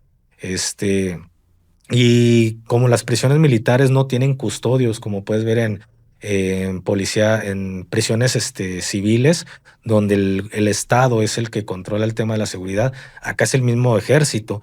Y pues ni modo de contratar custodios cuando tienes mano de obra que son soldados. ¿Qué hace la región militar? Lo crea un destacamento, es como una base militar, pero en realidad vas y cuidas la prisión militar. Se designa un batallón y a lo mejor ese batallón dice, sale, ¿cuántos ocupa la prisión? No, pues mándame 30. Sale sale los 30 elementos, van a la prisión militar y haces funciones de custodio por un mes, 2 meses, depende cuánto tiempo te deje el mando hasta que te cae el relevo. Ya el relevo puede ser de tu batallón o ya puede ser de otro batallón. Cuando nos mandan a la prisión militar, pues yo estaba todavía demasiado recluta, era de los nuevos. Y en el ejército el que es nuevo paga todo y se le da lo que nadie quiere y es el que la va a pagar la peor, dirían los niños, ¿no? ¿Tendrías aproximadamente 20 años? 20 años aproximadamente tenía. Y luego me mandaron a la torre 6. Luego que llegué, tú, recluta, vas a la torre 6. Y yo, ¿qué es la que hay en la torre 6, no? Y me dice un compañero, no, güey, es que en la torre 6, en la torre 5 asustan. Pero fue en la 5, perdón. Y yo, ¿cómo que asustan? Sí, güey, es que se escuchan ruidos y la chingada. Y yo no creo en eso, no hay pedo. No, pues que nadie quiere estar ahí. Dice, hace poco a un compañero le estuvieron tocando la puerta y le dio parte por radio y fuimos y no había nada. Y yo, chingada, pues no hay pedo, yo no creo en lo paranormal. Entonces, había 2 torres dentro de la prisión militar. En realidad teníamos 5 torres, pero 2 torres, que eran las más antiguas de la prisión, el ingreso estaba por fuera, estaba en el exterior de la prisión. A las demás podías ingresar dentro de la misma prisión, había caminos para subir a tu torre, pero la torre 4 y 5, al ser las más viejas, tenías que salir de la prisión, caminar por todo el predio y ahí estaban las puertas. Y pues mi torre era la última, ni siquiera luz, o sea, no había nada, era muy terrorífico, pues puro bosque, ¿no? Imagínate, lo único que tienes es la prisión militar. Y recuerdo que la primera vez que iba rumbo a mi torre, había un vigilante, el que te está entregando, eso es como una entrega y recepción. Mira, aquí lo que debes de hacer es esto. Y recuerdo que cuando íbamos, yo vi como un cuartito subterráneo, a unos 5 o 10 metros de la torre 4 en la esquina. Haz de cuenta, la torre la vemos así, el cuartito estaba a esta altura y aquí se hacía lo del tema de la torre, aquí estaba el ingreso. Entonces veo ese cuartito en el suelo y le pregunto al compañero, ¿y eso qué es? No, pues no hay nada. ¿Cómo que no hay nada? Sí, están las escaleras. Si te quieres ir a asomar, vete a asomar. Pero era un cuarto que utilizaban pues hace muchos años. Dicen que ahí torturaban a los soldados y a veces se les pasaba la mano y los mataban. Y la gente no entra porque se siente la mala vibra. Honestamente jamás entré. O sea, tampoco soy de andarle picando los huevos al toro, ¿no? Pero sí se sentía una vibra fea, hermano. Sí se sentía una vibra fea. Ya de ahí me llevaron a mi torre, entré y, oye, la luz, aquí no hay luz. Son estas dos torres, no tienen luces más, ni sirven los baños. Chingue su madre. Pues ya, cierro la puerta y completamente oscuro. El ingreso, las escaleras eran de caracol y eran de metal. Entonces, cuando cierro la puerta, pues ya no veo ni madres, o sea, todo quedó oscuro. Saqué mi lamparita y me la metí en la boca y agarrar mi arma y mis cosas porque apenas entrabas para poder subir a la parte alta. Subí y ya estaba el vigilante, mira, la consigna aquí es vigilar acá, acá, acá, acá, ¿va? Pues mis primera noche, hermano. Ya en la noche escuché de repente como empezaron a subir la escalera de caracol, se escuchaba y yo, chingada, y agarraba la lámpara y alusaba y no había nada. El eco. Y así de repente escuchaba que subían las escaleras, de repente me golpeaba la ventana con piedritas y yo, el eco, o no sé, a lo mejor algo pasó, no sé, el aire, no sé. Yo siempre he tratado de buscarle alguna pinche lógica, pero cuando empecé a perder la fe en ese sentido, fue cuando de repente una vez se escuchó que estaban subiendo como las escaleras y se escuchaba y saqué el fierro, alucé y nada. Dije, ni madres, esto no es el eco. O sea, ¿quién sube corriendo las escaleras? O sea, yo me ponía en situación de quién dejaría el eco subiendo este tipo de escaleras que muy a huevo y con la lámpara en la boca puedes subir. ¿Quién lo haría? Entonces se decía que en la torre, yo estaba en la torre 5, se decía que en la torre 4 un soldado había desvivido a un cabo, porque antes mandaban de 2 a las torres, que porque el cabo se andaba burlando de él, de que la maroma, y que yo te ando maromeando. La maroma es como la infidelidad, y que yo ando con tu esposa. Ya ves, la llevadera no es buena y menos cuando hay armas. Y dicen que el soldado molesto y oaxaqueño cargó su fierro y ¡tran! Lo voló. Y casi historias había 1000, pero no quitemos el dedo del renglón, que pueden ser como, aquí en esta escuela era un panteón. Exacto. Ese tipo de historias, ¿no? O Entonces sea, no se sabía si realmente había existía un ocurrido. cabo que habían Exactamente. desvivido ahí. Era como la historia de la escuela del panteón, ¿no? Al cabo que ni quería. Al cabo que ni quería. Dije, Exacto. yo siempre le buscaba la lógica. Y en una ocasión me acuerdo que me habían regañado, pues estaba recluta. Y te digo, nosotros tenemos manuales donde están nuestras leyes y reglamentos que debemos de respetar. Y es nuestra obligación como soldados saber en qué la puedes cagar y las consecuencias. Y yo estaba estudiando ahí un manual, o sea, ni siquiera traía mi trip de, me voy a encontrar algo paranormal, ¿no? Había un compañero que siempre nos íbamos juntos, yo le decía al mono, porque también su ingreso, que era de la Torre 4, estaba por fuera. Siempre por regla trabajen en binomios, trabajen en dos. Si va a salir el de la Torre 4, coordínense para que los dos lleguen, se topen en algún punto y de ahí los dos hagan su despliegue y entren juntos. O sea, siempre se va a trabajar por binomio. Y el mono me esperaba el mono hasta que yo llegaba, porque yo era el primero que tenía que llegar y vamos, mono, vámonos. Arrancamos a la prisión. Y ese día, pues yo venía en mi pedo, ¿no? Que la guardia en prevención se conforma y yo en mi rollo estudiando. Ya era en la madrugada. Eran aproximadamente, sin mamá, eran 3:05 de la mañana, aprox, 3:05. Porque nuestros turnos son de 9 a 12, de 12 a 3 y de 3 a 6 de la mañana. Y yo venía desmontando mi turno de las 3 de la mañana. Entonces ya cuando llego a la altura de lo que viene siendo la torre, donde queda la torre en esta parte, como en tipo esquina, a ver si me ven, a ver si me ven, ¿no? Yo venía caminando en este sentido, aquí están las dos torres, ¿no? Torre 5 y Torre 4. Yo venía por un caminito, que es menos de 1 metro de caminito de pavimento, porque lo demás es puro bosque. Y yo venía caminando y a la altura que llego a la pura esquina, antes de llegar, me bajé del pavimento porque la puerta se abría por fuera. Entonces, para que no me fuera a pegar, yo siempre me bajaba del pavimento. Entonces ya me bajo del pavimento, camino y cuando volteo así de reojo, de esas veces que la cagas de reojo, ¿no? No queriendo, dices, ya lo vi. Ujú. De reojo volteo y veo a un soldado, ¿no? Que está parado como en la pura esquinita. Tipo la escena de la bruja de Blade. Ujú. Es que al final está así como recargado. Yo vi a alguien así recargado en la esquinita de la torre. Y mi trip fue, vámonos, mono. Yo le dije, vámonos, mono. Y de repente siento que esa sombra estaba nada, o sea, menos de 5 metros, 3 metros, está en cortito. Me pasa por detrás, pero a una velocidad del diablo, dirían así, ¿no? Ujú. Sentí como se me heló la piel, me pasa por detrás y luego me sale por el lado izquierdo y corre hacia adelante. O sea, esa sombra pudo haber hecho esto directamente, pero no, con toda la intención pasa por detrás de mí, sale desprendido hacia adelante, se escucha como la hojarasca pues, de los árboles seca y así, se escucha como se rompe y el sonido termina porque se pierde, imagínate en la oscuridad, el sonido termina justo donde estaba el cuarto subterráneo. Culo si no, dije, me voy. Porque por un momento me quedé así, dije, no mames, o sea, esto no fue alguien que se nos quiso meter, ¿no? Fue algo paranormal. Y hasta la fecha, mira, se me dio la luz Ajá. sangre. Dije, no, puto, yo vámonos. Agarré mi arma, caminé pensando y dije, sí, sí, o sea, sí lo vi, sí sentí, sí escuché el ruido y llegué a la torre y el mono no estaba, porque le grité al vigilante, vigilante, oye, el mono, no, ya se fue, que se andaba cagando. Y yo, gracias. Jerga castrense, jerga Ujú. castrense. Yo te parafraseo lo que pasó en el momento, Ajá. viejo. Y ya dije, chingado. Llegué y toqué al portón y ya me abren.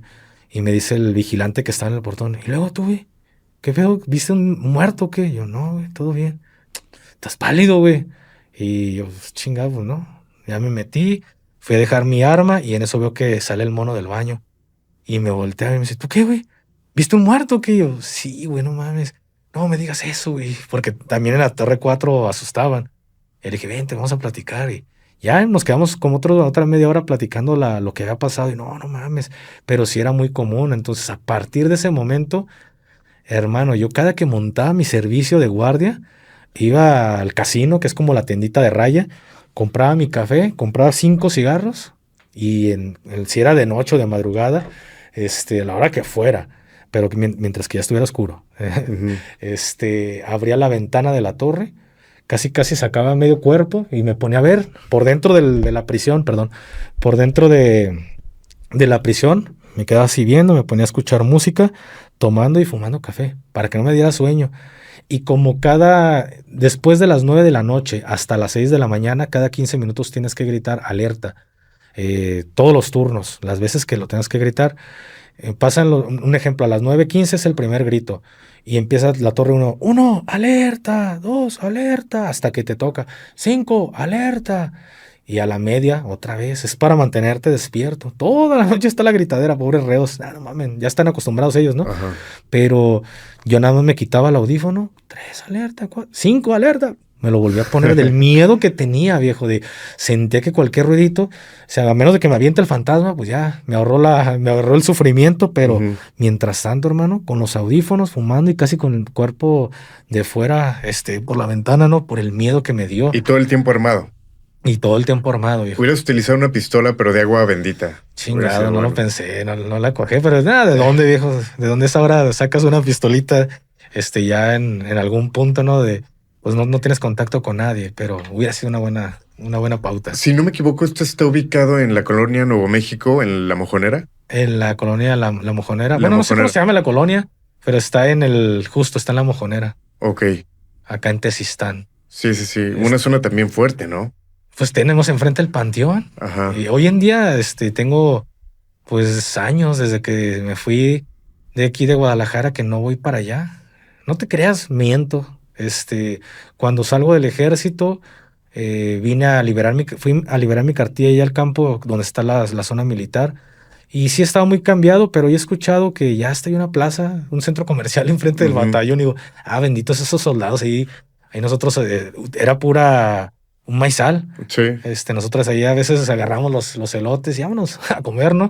Pero hoy en día dicen que ya hay una plaza, entonces sí está en ese punto donde hay uno de los panteones también más reconocidos de Guadalajara, el Panteón del Recinto de la Paz. Ajá. Entonces sí es una zona medio feíta, ¿no? También Sí, hay mucho ahí. ahí tenemos en el batallón otra historia paranormal. No sé si quieres que te la platique. Sí, por favor. Cuando yo entré recluta, igual empiezas a escuchar las historias de que no, que pasa esto aquí en el batallón y pasa esto y bla, bla, bla. Y había una historia que decían que en un área que era para cuidar todo el equipo y uniformes y todo, se le conocía como el área de venados, pero era una bodeguita. Ahí tenía que haber un vigilante porque él cuidaba que no se fueran a robar el equipo. Porque en todos los ejércitos del mundo roban, los soldados roban. Ujú. Entonces ahí se ponía un vigilante. Y había una historia en la que decían que existía un vigilante que iba y relevaba al personal. No, pues ya vete, güey, me mandaron a mí a relevarte. ¿Quién eres? No, pues me mandaron. Es muy común, o sea, son 600 güeyes en un batallón y todo el tiempo hay gente que se va de baja, gente nueva. Jamás conoces a tu batallón, jamás. Así dures 4 o 5 años, jamás vas a conocer a tu batallón. Por lo que te digo, siempre hay gente que se va de baja. Y llegaba este soldado y lo relevaba en el lugar. No, pues que te vayas, vete, deja tu arma. Y pues la raza se iba, ¿no? Entonces, era una historia muy famosa. A mí no me tocó personalmente, pero sí a un compañero. Y este compañero venía saliendo de lo que era la prisión militar, pero una que creo que está en Mazatlán. Ujú. Me parece que está en Mazatlán esa prisión militar, o Culiacán. Está en Sinaloa. Y cuando tú sales de una prisión militar, te dan destino. Si tú eras del el segundo batallón de infantería, después de cumplir tu pena en un batallón, en una prisión militar, ya no eres del segundo batallón de infantería. A lo mejor dicen, no, pues mándalo ya el 14. ¿Dónde está el 14? No, pues La Mojonera, Zapopan, Jalisco. Ya mándalo, chinga su madre ese güey. Y ya ese güey que a lo mejor viene de Chiapas, Tabasco, de cualquier parte, termina acá en Guadalajara. Si te vuelven a meter a la prisión militar, te vuelven a cambiar de unidad. Entonces, esto es un dato muy importante porque era un compañero que venía llegando de un batallón que era pues externo al nuestro. Él no conocía nada de nuestras tradiciones chiludas, decimos los mexicanos, Ujú. perdón, los soldados o los borregos. Él viene nuevecito. No, pues que tú vas al área de venados y ahí va, ahí va el área de venados. Y también esto pasó durante el turno de la madrugada. Yo estaba con el cabo comandante de escuadra, estábamos cuidando la pluma del ingreso al batallón. Y vemos que de repente viene el soldado bien quitado de la pena en la madrugada, ¿no? Caminando y como todo buen soldado. Sin novedad, mi cabo. ¿Sin novedad de qué? No, pues entregué mi servicio sin novedad, mi cabo. Chinga, ¿a quién se lo entregaste? No, pues llegó un soldado y me dijo que pues, yo lo relevara, que él me iba a relevar. Y le entregué el arma porque me dijo que le dejara el arma. Ojo, dicen, ¿a poco el soldado entrega arma? Es que cuando el soldado, internamente en servicios internos del batallón, te pongo un ejemplo, yo voy a ir a comer y a ti te mandan, ve a sostener a ese güey para que se vaya al comedor. Ya llegas tú y, ¿qué onda, hermano? Que te lances al comedor. Me mandó o sea, tú sabes que son de tu guardia, son Ujú. tus compañeros con los que estás de guardia. Que te lances al comedor. Ya está, carnal. Te quitas tu fornitura, se la entregas, agarras tu arma, se la entregas tu casco. Y hasta a veces no traes ni tu gorra o tocado. Préstame tu tocado, Simón, güey. Ya te vas al comedor, comes 10, 15 minutitos, terminas y sale, carnal, gracias. Ya te pones otra vez tu equipo. Así funciona, Ujú. le llamamos relevos express, pero es Ujú. como nosotros es sostener, pero es como un relevo express en el momento. Entonces es muy común que el soldado entregue su arma a otro soldado cuando ya es por una orden, porque si él te está mintiendo, le avientas el pedo del mes, está mintiendo y se hace todo un mitote, que también puede haber consecuencias legales por mentir en ese tipo de cosas. Entonces este chavo ya dice, no, pues alguien llegó y me relevó, ¿pero quién?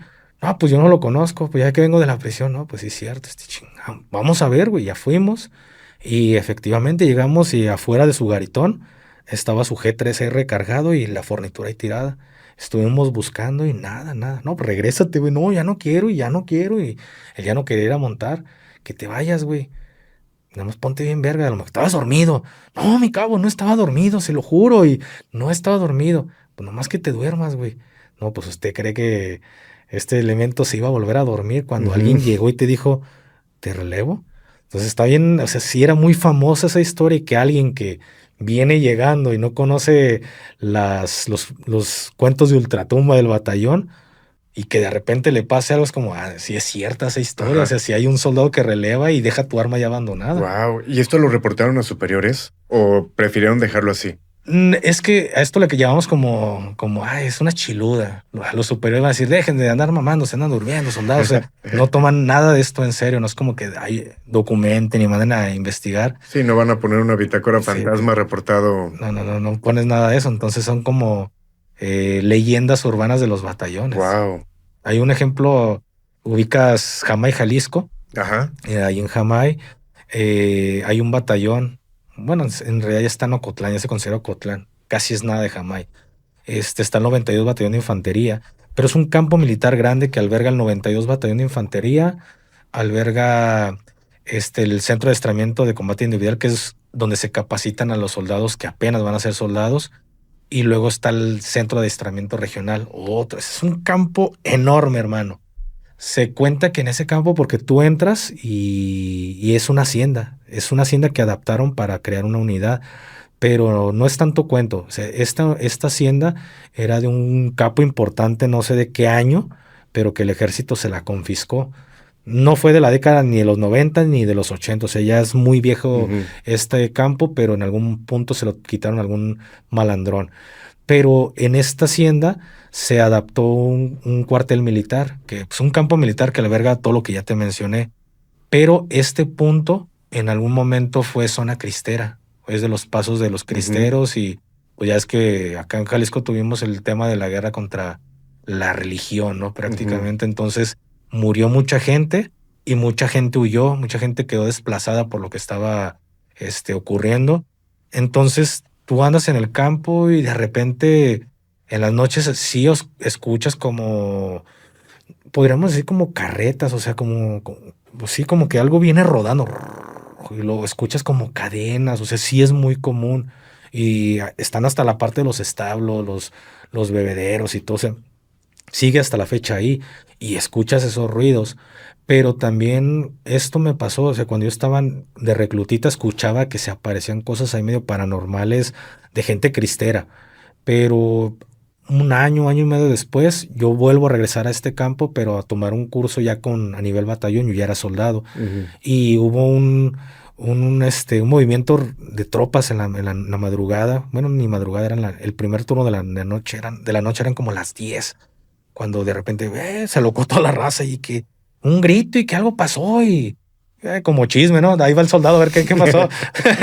Y ya llegamos y qué pasó y una soldado ahí desmayada, ya cuando le echamos airecito, ¿no? Ya despertó y qué pasó. Ay, es que estaba haciendo mi turno y cuando volteé afuera de la hacienda, imagínate, el lugar más paranormal de todo el campo Ajá. militar, que la hacienda como tal, la finca, la convirtieron en el cuartel general, donde se hace la documentación y todo. O sea, el punto más ojete que dice, la verga, aquí sí da miedo hasta de día. Y ella está dando el rondín y dice que voltea y que ve a una mujer colgada y ahora sí como el chavito, ¿no? Le dio Ajá. la chiripior que quedó ahí tirada en el suelo, pero del grito que dio, pues todo el campo lo escuchó, imagínate, en medio como del monte, el grito fue devastador y todo, la chingada, vamos y a ver qué pasó. Y pues la soldado vio a alguien colgado, entonces, la ver, y venía llegando, no tenía mucho en el casir. Ok. Entonces era muy, muy fuerte el rumor. A mí no me tocó ver, pero sí cuando me tocaba estar de vigilante en ese punto, sí caminabas y sentías que algo venía detrás de ti, volteabas y nada. Y lo único, como una lamparita, como esas de película de Silent, como la Silent Hill, ¿no? Ajá. Un foquito, así chiquito, y era la única luz ahí medio tenue.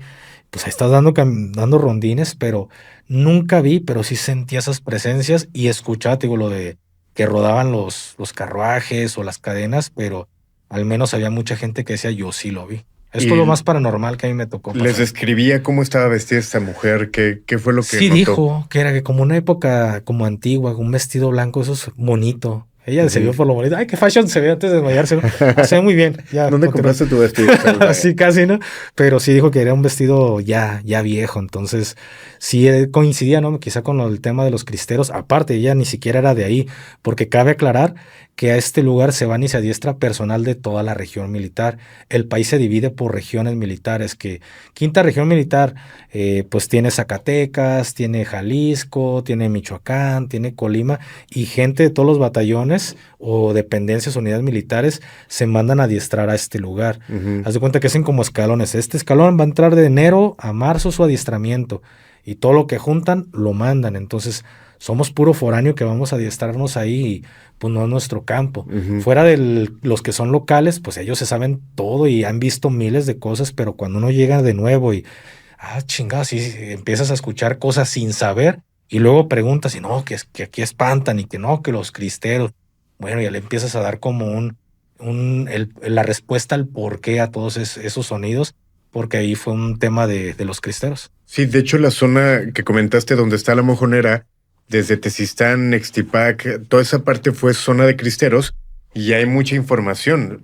De hecho se platica mucho de túneles, que me imagino que te ha tocado escuchar aquí en Guadalajara, de que los cristeros a través de estos túneles buscaban escaparse y muchos quedaban en el camino y Sí. que se pueden manifestar. Sí, de hecho, ahí te va.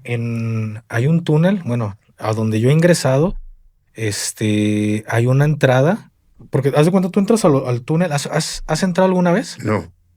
Está en las alcantarillas, no voy a decir dónde.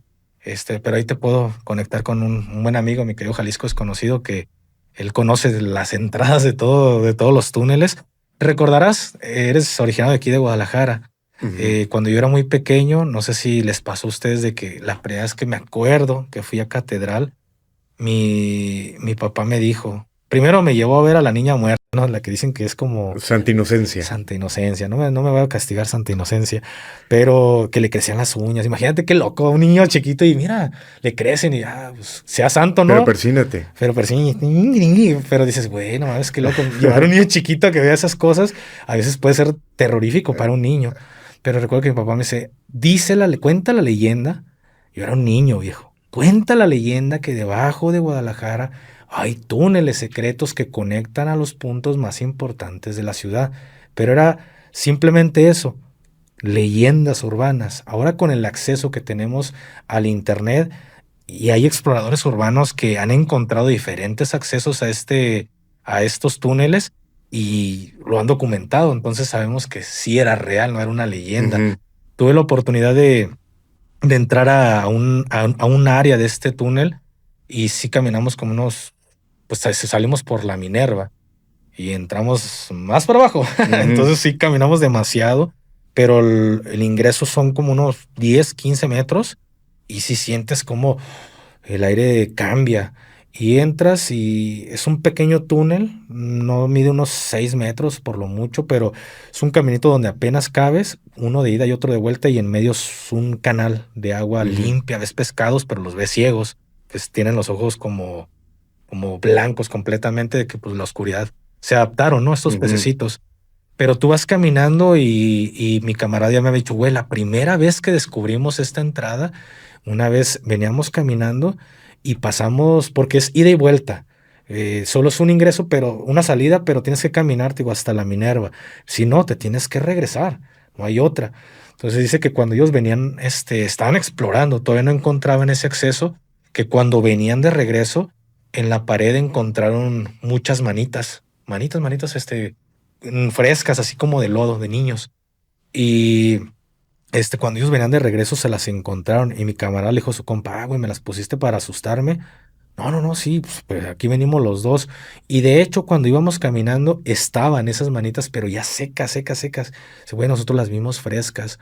Y ya seguimos avanzando, y me dice, ahorita vamos a llegar a un punto que le llaman el mausoleo. Pero no sé por qué le llaman mausoleo. Pero ahí supuestamente hay ritos, y sí hay muchas cosas masónicas. Hacían ritos masónicos ahí.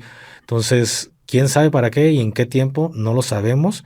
Pero es un cuarto muy pequeño, es un acceso demasiado pequeño, ya está derrumbado. Pero tú subes unas escaleras de caracol y, hermano, te lo juro que es el único cuarto el único cuarto que se siente un calor del infierno, viejo, porque en todo el túnel sientes calor, pero también sientes como fresco por el agua, pero te metes a ese cuartito y tú, si quieres grabar, tu cámara no dura ni un minuto cuando ya se te empañó el lente. Entonces imagínate el calor que hace, estás sudando Ujú. demasiado. Y me dice, mira, sube las escaleras a la parte más alta, ya no vas a poder salir. Dice, ahí está tapado, pero vas a ver una vía. Y ya empecé a subir y sí, hay una vía de ferrocarril que quedó enterrado en algún punto, construyeron todo encima y ahí está la vía del ferrocarril, como que nada más le echaron ahí. eh, Está medio loco, está muy Ujú. tapada, o sea, quién sabe qué habrá dentro. Y ahí dice la fecha en la que se puso es justamente esa vía. Pero hermano, tú llegar a la parte alta, parece que estás en un sauna, pero tú bajas y todo eso, te digo, en ese cuartito hacen brujería. Hoy en día las personas lo utilizan para brujería, ves muchísimos trabajos de brujería y hay cosas de símbolos, de concreto, de cemento y todo este rollo de que era un tema masónico. Entonces, hay algo paranormal ahí.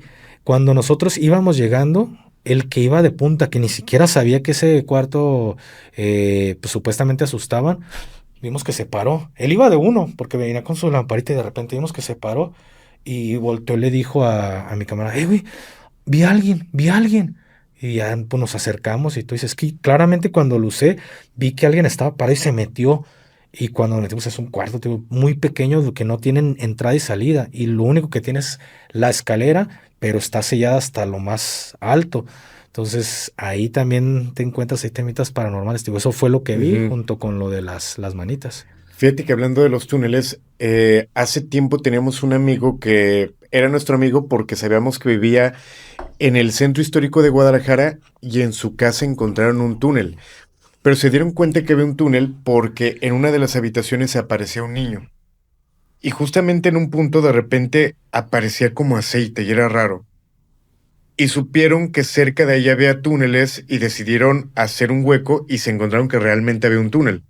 Resulta que entran unos metros, se encontraron varias cosas, creo que platicaban de una espada, varias cosas, que prefirieron dejarlas ahí, volver a tapar, y yo le decía que nos dejara entrar. Pero estaba tapado nuevamente con piso, todo el rollo, y nos decían, no los voy a dejar entrar porque aquí vive mi mamá. Eh, Era una señora ya grande, decía, hasta el día que ella fallezca, yo los voy a dejar entrar. Duramos años esperando eso, nunca pasó, ¿Nunca pasó? pero sabíamos de ese ingreso al túnel en la calle de San Felipe y por una persona muy conocida, un explorador muy conocido, y esta duda quiero que tú me digas, él nos contó que en algún momento entró a los túneles y que se encontraba que tú ibas por el túnel y había como habitaciones. Y en esas habitaciones él se daba cuenta que había un colchón, pero no era viejo, ropa que no se veía vieja. Y él nos aseguraba que mucha gente de la maña llegaba a vivir ahí o de repente ahí se enfriaban, se escondían. ¿Esto puede ser real? No creo que sea tan real. Yo por eso la verdad es que ya no intenté entrar, pero sí, sí me gustaría. Es que mira, este camarada conoce varios accesos y este es el más largo, porque hay Ujú. muchas entradas. De hecho, te digo, salimos por Minerva, pero salimos en un jardín. O Ajá. sea, literal salimos en un parque. Él conoce muchísimas entradas, pero él me dijo que esa es la mejor, como que es la ruta en la que él siempre lleva a la gente porque es como la que te da más contenido porque es la más larga. En López Cotilla, creo, No está ¿no? en López Cotilla, está más para arriba. Ok. No, ni siquiera está muy, muy por arriba de López Cotilla. Ya que terminamos la grabación, porque sí cuidan mucho las entradas porque vandalizan, Ok. ya que hay gente que ya ha encontrado y está vandalizando los túneles, entonces sí son muy herméticos para evitar el vandalismo. Pero pues no creo, o sea, no te digo que no, yo al menos no creo por el tema del calor. Y no es como que, pues tú puedes aventarte algunos kilómetros y no encuentras nada más que pared, el túnel, y te digo, este cuartito, y seguimos caminando otros tantos kilómetros hasta que encontramos la salida. Ujú. Pero también hay que ser honestos, hay partes que hay como cuartos por arriba y se ve que está derrumbado, pero es muy riesgoso porque se ve que ya hubo un derrumbe, pero es como si hubiera, encima de la losa hubiera otra habitación. No Ujú. sé qué pasa, pero es como, él me decía, es muy peligroso meterte ahí porque como ves ya hay derrumbes, no sabemos ni qué hay ahí y si podemos salir o si podemos ocasionar un derrumbe Y aquí, ¿quién se da cuenta que quedamos? Exacto. Pues sí, entonces es el riesgo, pero no es como que encuentras cuartos y cuartos y cuartos. Es, nada más encontramos uno y en 5 o 6 kilómetros. Ok. Todos nos hemos encontrado circulando en diferentes partes de la República esos camiones llenos de soldados. Y que obviamente están en carreteras todo el tiempo, viajan de repente en la oscuridad y existen leyendas muy interesantes referentes a fantasmas o historias en carretera. Me imagino que tú salías mucho en este tipo de viajes.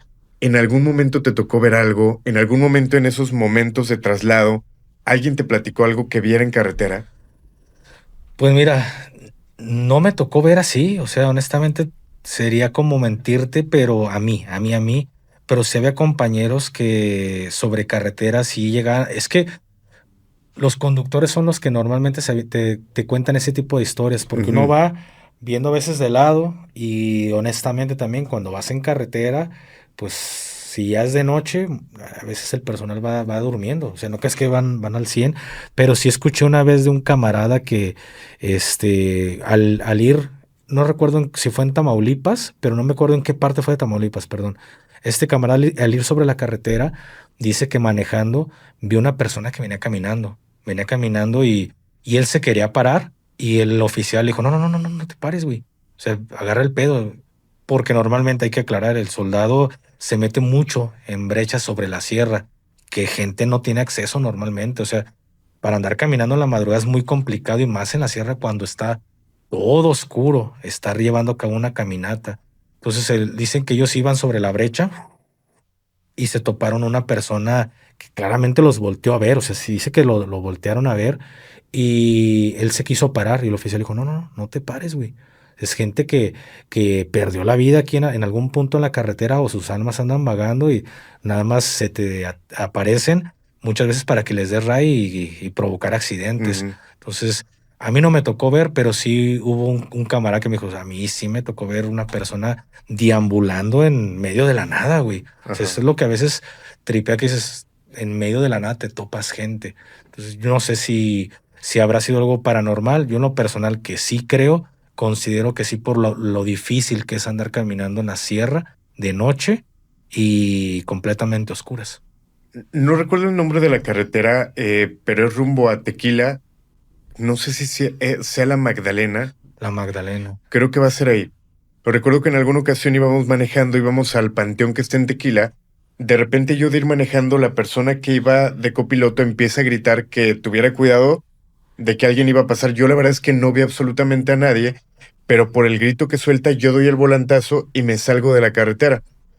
Nos regresamos, nos bajamos y una de las personas que es vidente medium, voy a buscar el video para agregarlo, se llama Cristian Valerio. Él empezaba a decir que del otro lado de la carretera, eh, si no me equivoco, decía que estaba su mamá. O sea, él se empezó a comportar como un niño berrinchudo que quería cruzar la carretera porque decía que estaba su mamá del otro lado. Obviamente, siendo carretera, pasaban trailers a toda velocidad, pasaban carros a toda la velocidad, y entre varias personas lo teníamos que sujetar porque él quería cruzar con su mamá. ¡Oh, qué loco! ¿Cuántos accidentes no pasan por este tipo de situaciones? Y apenas lo platicaba con alguien. Es complicado creer la mayoría de las historias porque dicen, bueno, es que en este kilómetro de carretera se aparece un fantasma y las personas que lo ven dan en volantazo, pierden la vida, pero pues entonces, ¿quién cuenta esa historia, no? O sea, hay muchas historias de personas que supuestamente pierden la vida porque ven una entidad y es lo que te saca esa duda. Ok, entonces, ¿quién contó la historia de que vio este fantasma, de que por esto perdió la vida?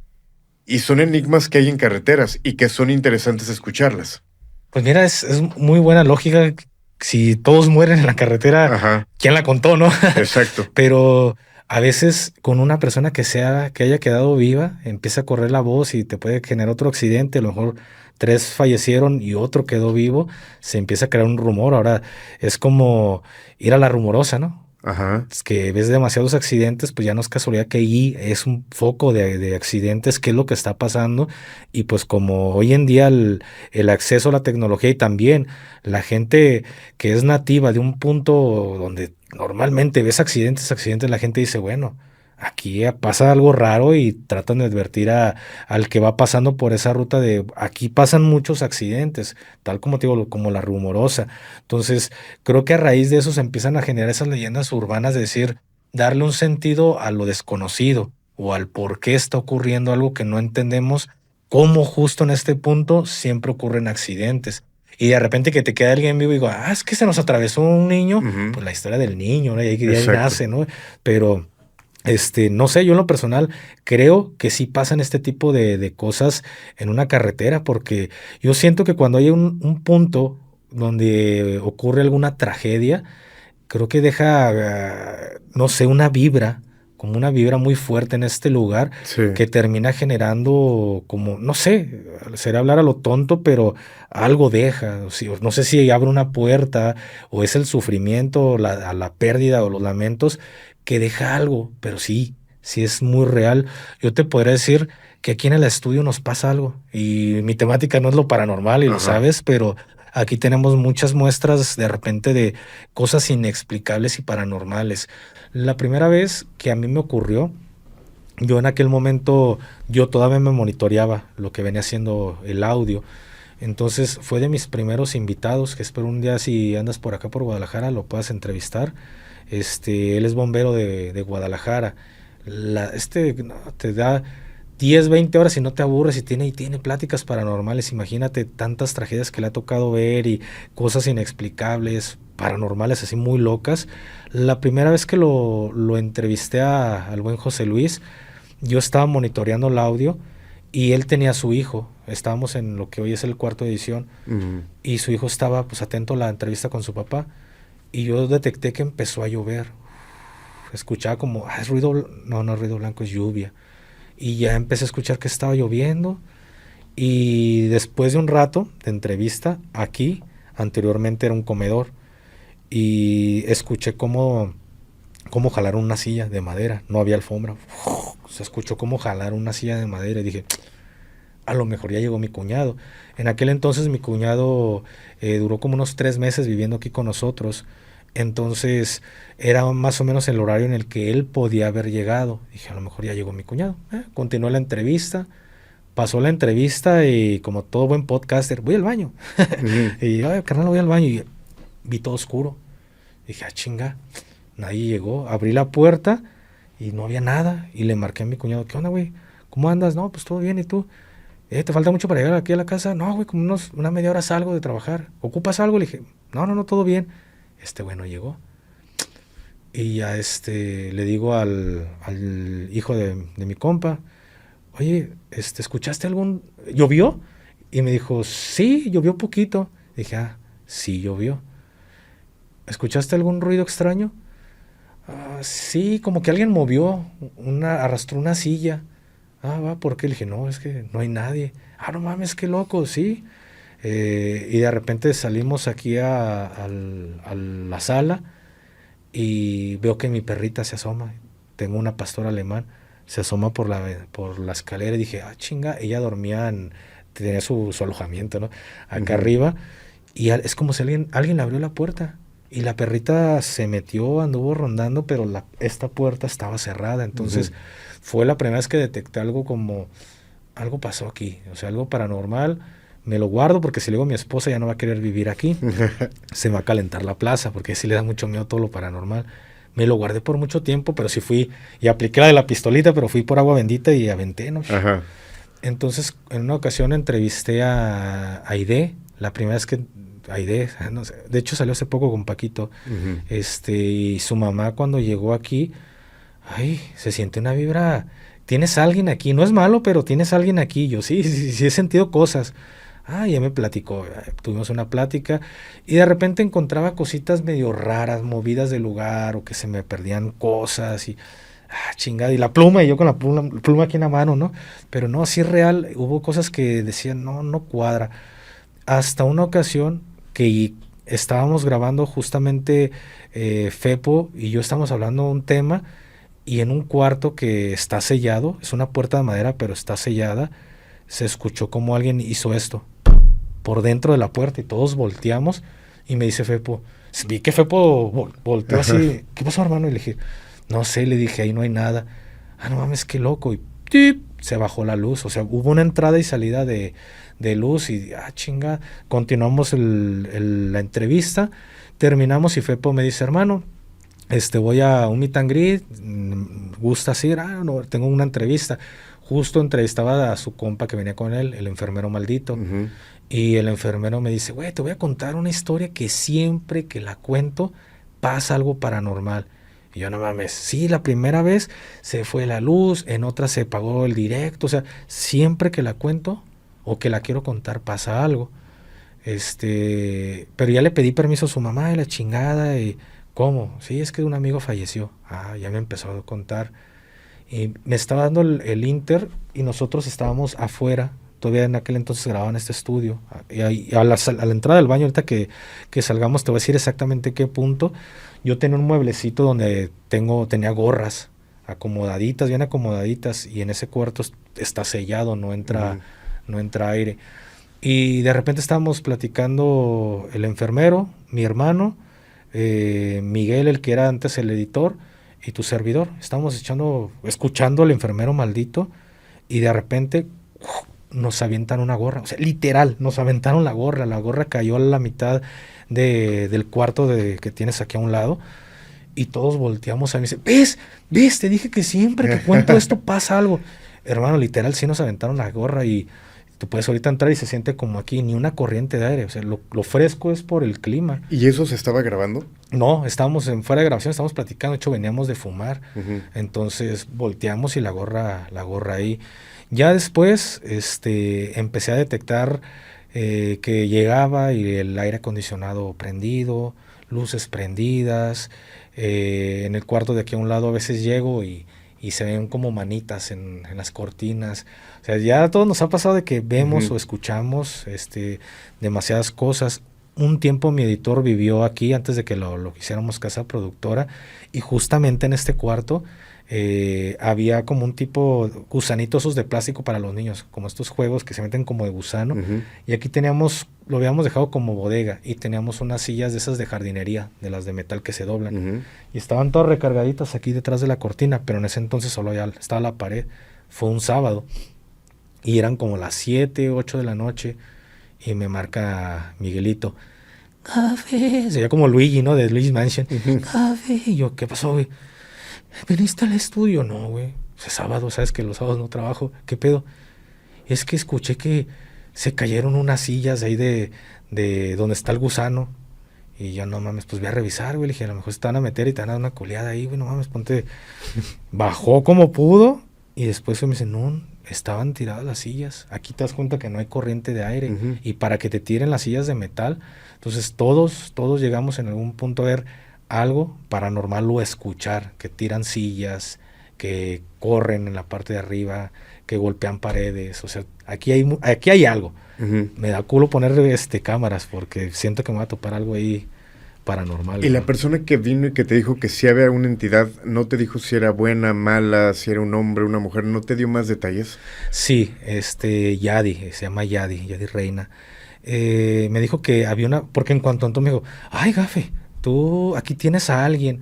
No es malo, pero no le gusta que ustedes vivan aquí, lo perturban, pero ya se acostumbró a vivir con ustedes, pero no le gusta, lo perturban, así me dijo. Yo, ya no me digas nada, Yadi, porque yo sí soy bien miedoso, le digo, pero sí, o sea, sí, te digo, ya desde que entró me dijo, ay, aquí hay algo. Y luego también Aide me dijo, ay, Gafe, aquí hay algo, deberías de entrevistar a Aide. Estaría buenísimo. Estaría buenísima la entrevista con Aide. Tengo mucho tiempo que no la veo, pero ella tenía en aquel entonces, me imagino que ya lo debe haber desarrollado, ya se está dedicando plenamente a esto. Cuando yo entrevisté a Aide, fue su primera entrevista. De hecho, yo fui el que le dice, ándale, haz videos, estaría chido. Y de hecho yo la entrevisté en enero, a lo mejor. Su entrevista salió hasta abril, que fue su cumpleaños, porque no se decidía. Le dije, ahí la voy a tener. Si te animas, haz videos, y lo cuelgo con tus redes sociales. Y hoy en día se dedica a este pedo. Pero cuando la entrevisté por primera vez, a ella le daba mucha pena su conocimiento que ella tenía. Le daba pena ser bruja. Ya hoy ya lo aceptó y le va muy bien. Afortunadamente supo canalizar todo lo que está haciendo para bien, ¿no?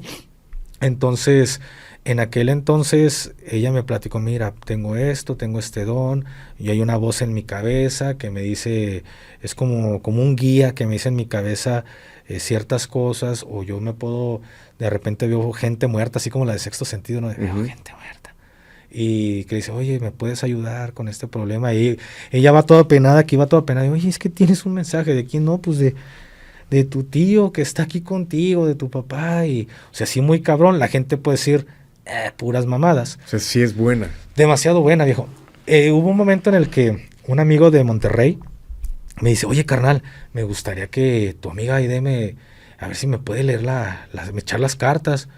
Y le dije, güey, pues, vente, le dije, yo le digo que si se arma y a ver qué me dice. Primero pregúntale, va, oye, Aide, sí, cuando quieras. Va, y ya, ¿qué onda, carnal? Jálate cuando quieras. Se aventó como un mes y después me dice, Gafe, ya voy para allá. Llegó aquí a mi casa, tu casa, bueno, a donde vivo, y organizamos una carne asada, estilo regio, lo pusimos a cocinar a todo el regio, y invitamos a Aide, a Yadi, que es su mamá, y a su papá, que le decimos Bocho, bueno, le dicen Bocho.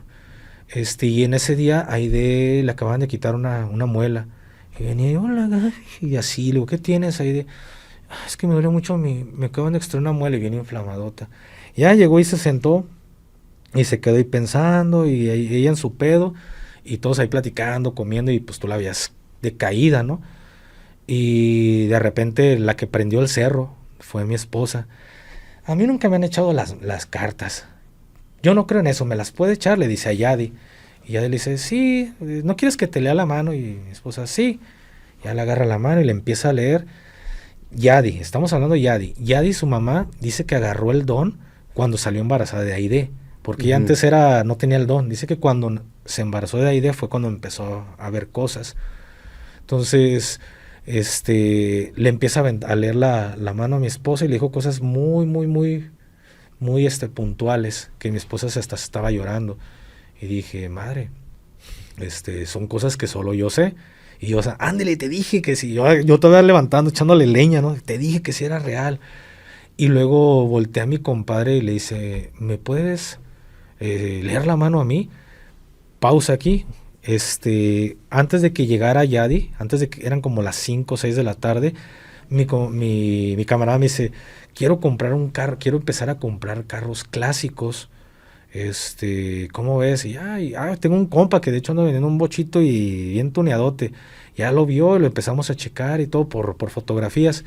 Así quedó. Hasta ahí terminó lo del tema del vehículo clásico, los vehículos clásicos. Cuando Yadi le dice a mi camarada, a ver, para leerte la mano, lo agarra y no te puedo leer la mano. O sea, hay algo que no me permite, poderte leer. Y mi compadre dice, chinga, ¿qué es lo que no le permite ver? No sé, a ver. Y empieza a hacer como algún rezo. Luego lo voltea y le dice, eres santero, ¿verdad? Y mi compadre se echa para atrás. Yo le digo, compadre, no es mi compadre, pero ya es que en las rejas de que, compadre! Y yo, ¿qué onda, compadre? ¿Qué pedo? Y se queda para atrás y se le queda viendo y le dice, sí, es que tu santo no me da permiso. Tienes un santo que no me da permiso. Eres santero, no me deja entrar. Tú tienes que pedir y la chingada y para que me permita ver, porque él te tiene protegido. Ya se ponen a hacer ahí sus oraciones y la chingada, y yo viendo, ¿no? Digo, todo esto es contenido, ¿no? Pero pues, chingados, algo personal que no puedo grabar. Y ya mi compadre se queda acá, le da acceso, ¿no? Le abre ahí le da la entrada, ¿no? A Yadi. Le dice, te voy a echar las cartas. Le empieza a aventar las cartas. Como tipo Yu-Gi-Oh, ¿no? Corazón de las cartas, su rito y Y le dice, a ver, para empezar, tu santo está enojado contigo. Que cuándo le vas a cumplir el tatuaje que le prometiste. Y mi compadre se quedó pálido, dice, le prometiste un tatuaje, ¿verdad? Sí. Pues que a ver cuándo se lo vas a cumplir, que tú se lo prometiste. Me parece que estás mal con tu mamá, que tienes un problema, de hecho tu mamá está mal. Haz de cuenta que traía todo el dato, la señora ya había hecho labores de investigación, no sé, pero le dio todo el dato completo. Y bueno, está bien, la chingada, y se quedó así como pensando, ¿no? Y ya seguimos comiendo y Aide estaba ya en su pedo, tío, o sea, ya ahí con la muela. Y de repente haz de cuenta que se comió una semilla del ermitaño, viejo. Voltea y le dice a mi compadre. No, primero voltea y me dice a mí, Gafe, así con su voz toda tierna, ¿no? Gafe, ¿me prestas un cuarto? Y yo, sí, ¿te sientes mal, Aide? No. Voltea a ver a mi compadre. Y Aide es como, ella dice que se le meten los espíritus, tipo la de la sombra del amor, ¿no? Ujú. Se posee. Pero sí, o sea, su semblante cambió, el dolor desapareció. Eh, Vamos, quiero darte un mensaje, le dice a mi compadre. Tengo que darte un mensaje de alguien. Y ella me dice, Gafe, ¿me prestas un cuarto? Sí. Y ya subimos a la recámara que era de mi hija. Y ya me dice, Gafe, si escuchas que grito o algo, háblale a mi mamá. Ella es la que me puede tranquilizar. Porque ella todavía no controlaba el power, ¿no? El poder. Ujú. Y ya se queda con la puerta emparejada, veo que se sienta y empieza a hablar con mi compadre. Y cuando salió pálido, viejo, así pálido. Le digo, ¿qué pasó, compadre? Ay, ya me quiero ir. Me dice, ¿me puedes hacer el paro de llevarme al hotel? Le digo, Simón. Ya nos subimos, le digo, ¿qué pasó, compadre? Ah, compadre, me dijo cosas bien directas. Y ya le dije, ¿qué pasó? Y ya Aide le dijo a mi compadre, tú tienes en tu casa un altar donde tienes a todos tus familiares. O sea, haz de cuenta que traía todo el dato, viejo. Tú tienes un altar en tu casa donde tienes la foto de todos tus familiares, ¿verdad? Sí. ¿Me puedes mostrar todas las fotos de tus familiares para decirte quién te está mandando el mensaje? Y mi compadre le habla a su esposa y, oye, ¿me puedes mandar una foto de cada uno? Sí. Y se lo pasa a mi compadre y él uno por uno. Él. Y mi compadre se queda así callado y, ¿qué pasó con él? Dice que te agradece muchísimo el que estés cumpliendo tu palabra y estés ayudando a su hijo, pero que ya es momento que también a él lo dejen descansar. O sea, que él está agradecido, que siempre te va a agradecer, pero que ya no le llores. Ya no le llores a tu amigo. Y a mi compadre me dijo, es que sí, real. Cuando él fallece, ya falleció de un problema de salud. Ujú. Mi compadre en su lecho de muerte dijo, tú no te preocupes, compadre, yo me encargo de la universidad de tu hijo. Yo la sigo pagando, viejo. Vete tranquilo. Entonces él se lo prometió en su lecho de muerte y él le agradeció primeramente por sí, apoyar a su hijo con lo que le prometió, porque ya nada más te dice, no te especifica todo, que él te agradece por lo que le prometiste, Ujú. pero que ya no le llores, que lo dejes descansar. Y le mandó un mensaje de todos sus muertos que estaban ahí. No, pues este viejo llegó todo blanco, todo pálido. Ya después supe que mi compadre, ¿me puedes pasar el número de ID? Hace como menos de un año. Y se la llevó a Monterrey y allá la invitó a comer ahí con toda su familia y porque, no sé, algún mensaje les dio, pero ella anduvo con toda la familia de mi compadre. Fue a visitar a la mamá de mi compadre, o sea, a darle sus mensajes que tenían que darles a cada quien, pero ahí tú juzgas si es real o no. Le estoy haciendo publicidad, pero Ujú. yo te cuento lo que yo viví, presencié, y a partir de ese momento también mi esposa fue como, wow, ya creo en todo lo que es paranormal a raíz de eso. Ahora, en este sentido, ¿te ha dado o alguien te ha dado alguna protección que tengas o no te proteges de ninguna forma? Pues no, o sea, me han regalado muchas cosas, pero pues yo me pongo en manos de Dios y que se haga su voluntad. O sea, pues yo soy el que me encomiendo, ¿no? O sea, sí me regalan muchas cosas, las acepto, dependiendo también la persona, Ujú. pero porque también una vez me regalaron algo y Aide llegó y esa idea como me asusta, llegó y me dijo, ¿esto quién te lo regaló? Y yo, me lo regaló una amiga, es bruja, no le aceptes las cosas a las brujas. Dice, ni a mí, acéptame nada, a una bruja jamás le aceptes un regalo. Hay que Es, anotar eso. eso te lo dio una bruja. Y yo, sí, sí me lo dio. Me dice, no es algo malo. Me dice, te aclaro, no tienes nada malo, pero se siente una esencia de bruja. No te dejó nada malo, te lo dio de buena fe. Era una playera y otras cositas. Me dice, te lo dio Ajá. de buena fe, pero nunca le aceptes nada a una bruja porque no sabes lo que te está regalando y con qué intención te lo está dando. Te lo puedes quedar, están bonitas y todo, pero te lo dio una bruja. Y yo, sí, sí me lo dio una. Pero viejo, sin saber, o sea, sin saber. Hay un cuarto ahí arriba que tengo todavía cerrado, pero hay muchas cosas que la gente y de repente llega y, Café, te entrego esto, te regalo esto. Y eso entre tantas cosas supo que eso me lo había dado una bruja.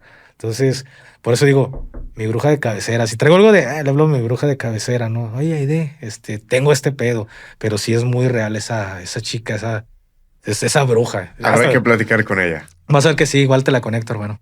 Gafe, pues vamos a finalizar. Antes agradecerte por todo el contenido. Y de los primeros videos recuerdo que era, creo que en un fondo blanco, una silla, tú con miedo de platicar todo lo que has crecido, todo lo que ha ayudado también a que muchos creadores crezcan. Creo que es bueno agradecerte por esta plática, por lo que has hecho también de contenido y ojalá que todavía sigas creciendo. Creo que es más de... ¿Cuántos seguidores se me fue?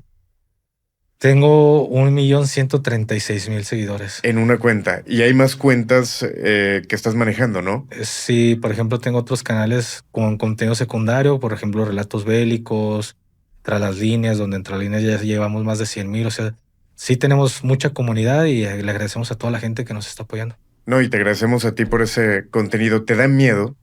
¿O ahorita no, ya no contemplas como eso de que algo puede pasar por algún tema?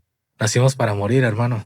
Es lo único que tenemos seguro. Entonces, el tiempo que nos quede de vida, hasta el tiempo que Dios nos quiera dejar aquí, pues hacer el bien sin mirar a quién. Yo siempre le digo a las personas que termino ayudando o de cierta forma apoyando, me debes algo. Y en este caso ya te pasé la receta secreta, me debes algo. ¿Y qué es lo que me debes? Ayudar a más gente, viejo. ¿Por qué? Porque tú solo sabes, eres de aquí, originario de aquí de Guanatos y sabes que el nicho es hay mucha envidia, es muy cerrado. Y a mí me marcó mucho una película cuando era niño, la de Cadena de Favores, no me canso de decirlo. Es de mis favoritas. Me mama esa película, ayuda a 3 más y que le aviéntale el pedo a alguien más. Cumple tu deuda y aviéntale el pedo y eso me generó de pequeño algo de cambiemos el mundo y ahora te toca ayudar a cuando personas vayan empezando o lo que estén haciendo, pues ayuda. Y diga, le debo a Gafi, me pasó una fórmula secreta, pásasela a alguien más, hermano. Pero completa, ¿va? Pero completa, ¿no? ¿Qué es lo que hacemos? Bueno, no. Yo me considero que lo poco que sé lo aporto, pero es lo que hace mucha gente. Te pasa como cosas a medias. A mucha gente no le gusta que crezcas. Y es bueno encontrar a gente como tú, que afortunadamente creo que es lo que nos ha pasado a nosotros. Pero es muy bueno encontrar a gente como tú. Mira, afortunadamente también ha habido esas personas que me han dado recetas completas, otras a medias, otras malas, que me terminaron perjudicando con censura. Pero pues todo eso se aprende, ¿no? ¿Quién es real? ¿Quién solo es para caer bien? Entonces, pues mira, agradecido con todos los que me han ayudado desde que tengo memoria. Soy muy agradecido y hoy me toca dar también le debo al mundo, ¿no? Un poco de todo lo que me han dado. Entonces, siempre trato de ayudar no solo a la gente que hace contenido, sino también a la gente que está en la calle y siempre buscamos que se haga ese efecto multiplicador y hacer un poquito mejor la sociedad. Y te lo agradecemos. Y agradecerle a todo tu equipo también que nos apoyó. A ti por prestarnos también estas instalaciones. Un placer conocerte. Te prometo que era algo que queríamos para este canal. De verdad, agradecidos y esperemos que no sea la primera y última vez. Muchísimas gracias, hermano. Aquí tienen su casa. Y gracias a toda tu audiencia por haber llegado hasta este punto. Gracias, hermano. Un placer. Con esto finalizamos esta entrevista. Obviamente, invitar a la gente que se suscriba a su canal, que nos deje comentario. ¿Qué opina de esta plática que tuvimos, que realmente en esta primera temporada, que era platicar y conocer a los mejores creadores, no preparamos un guión como tal y es justamente lo que hicimos, una plática donde sabemos de todo, nos enteramos de todo y bueno, gracias a la gente que pudo y tuvo la oportunidad de ver este episodio. Mi nombre es Alain Luna y descansen si es que pueden. El grito de la Llorona.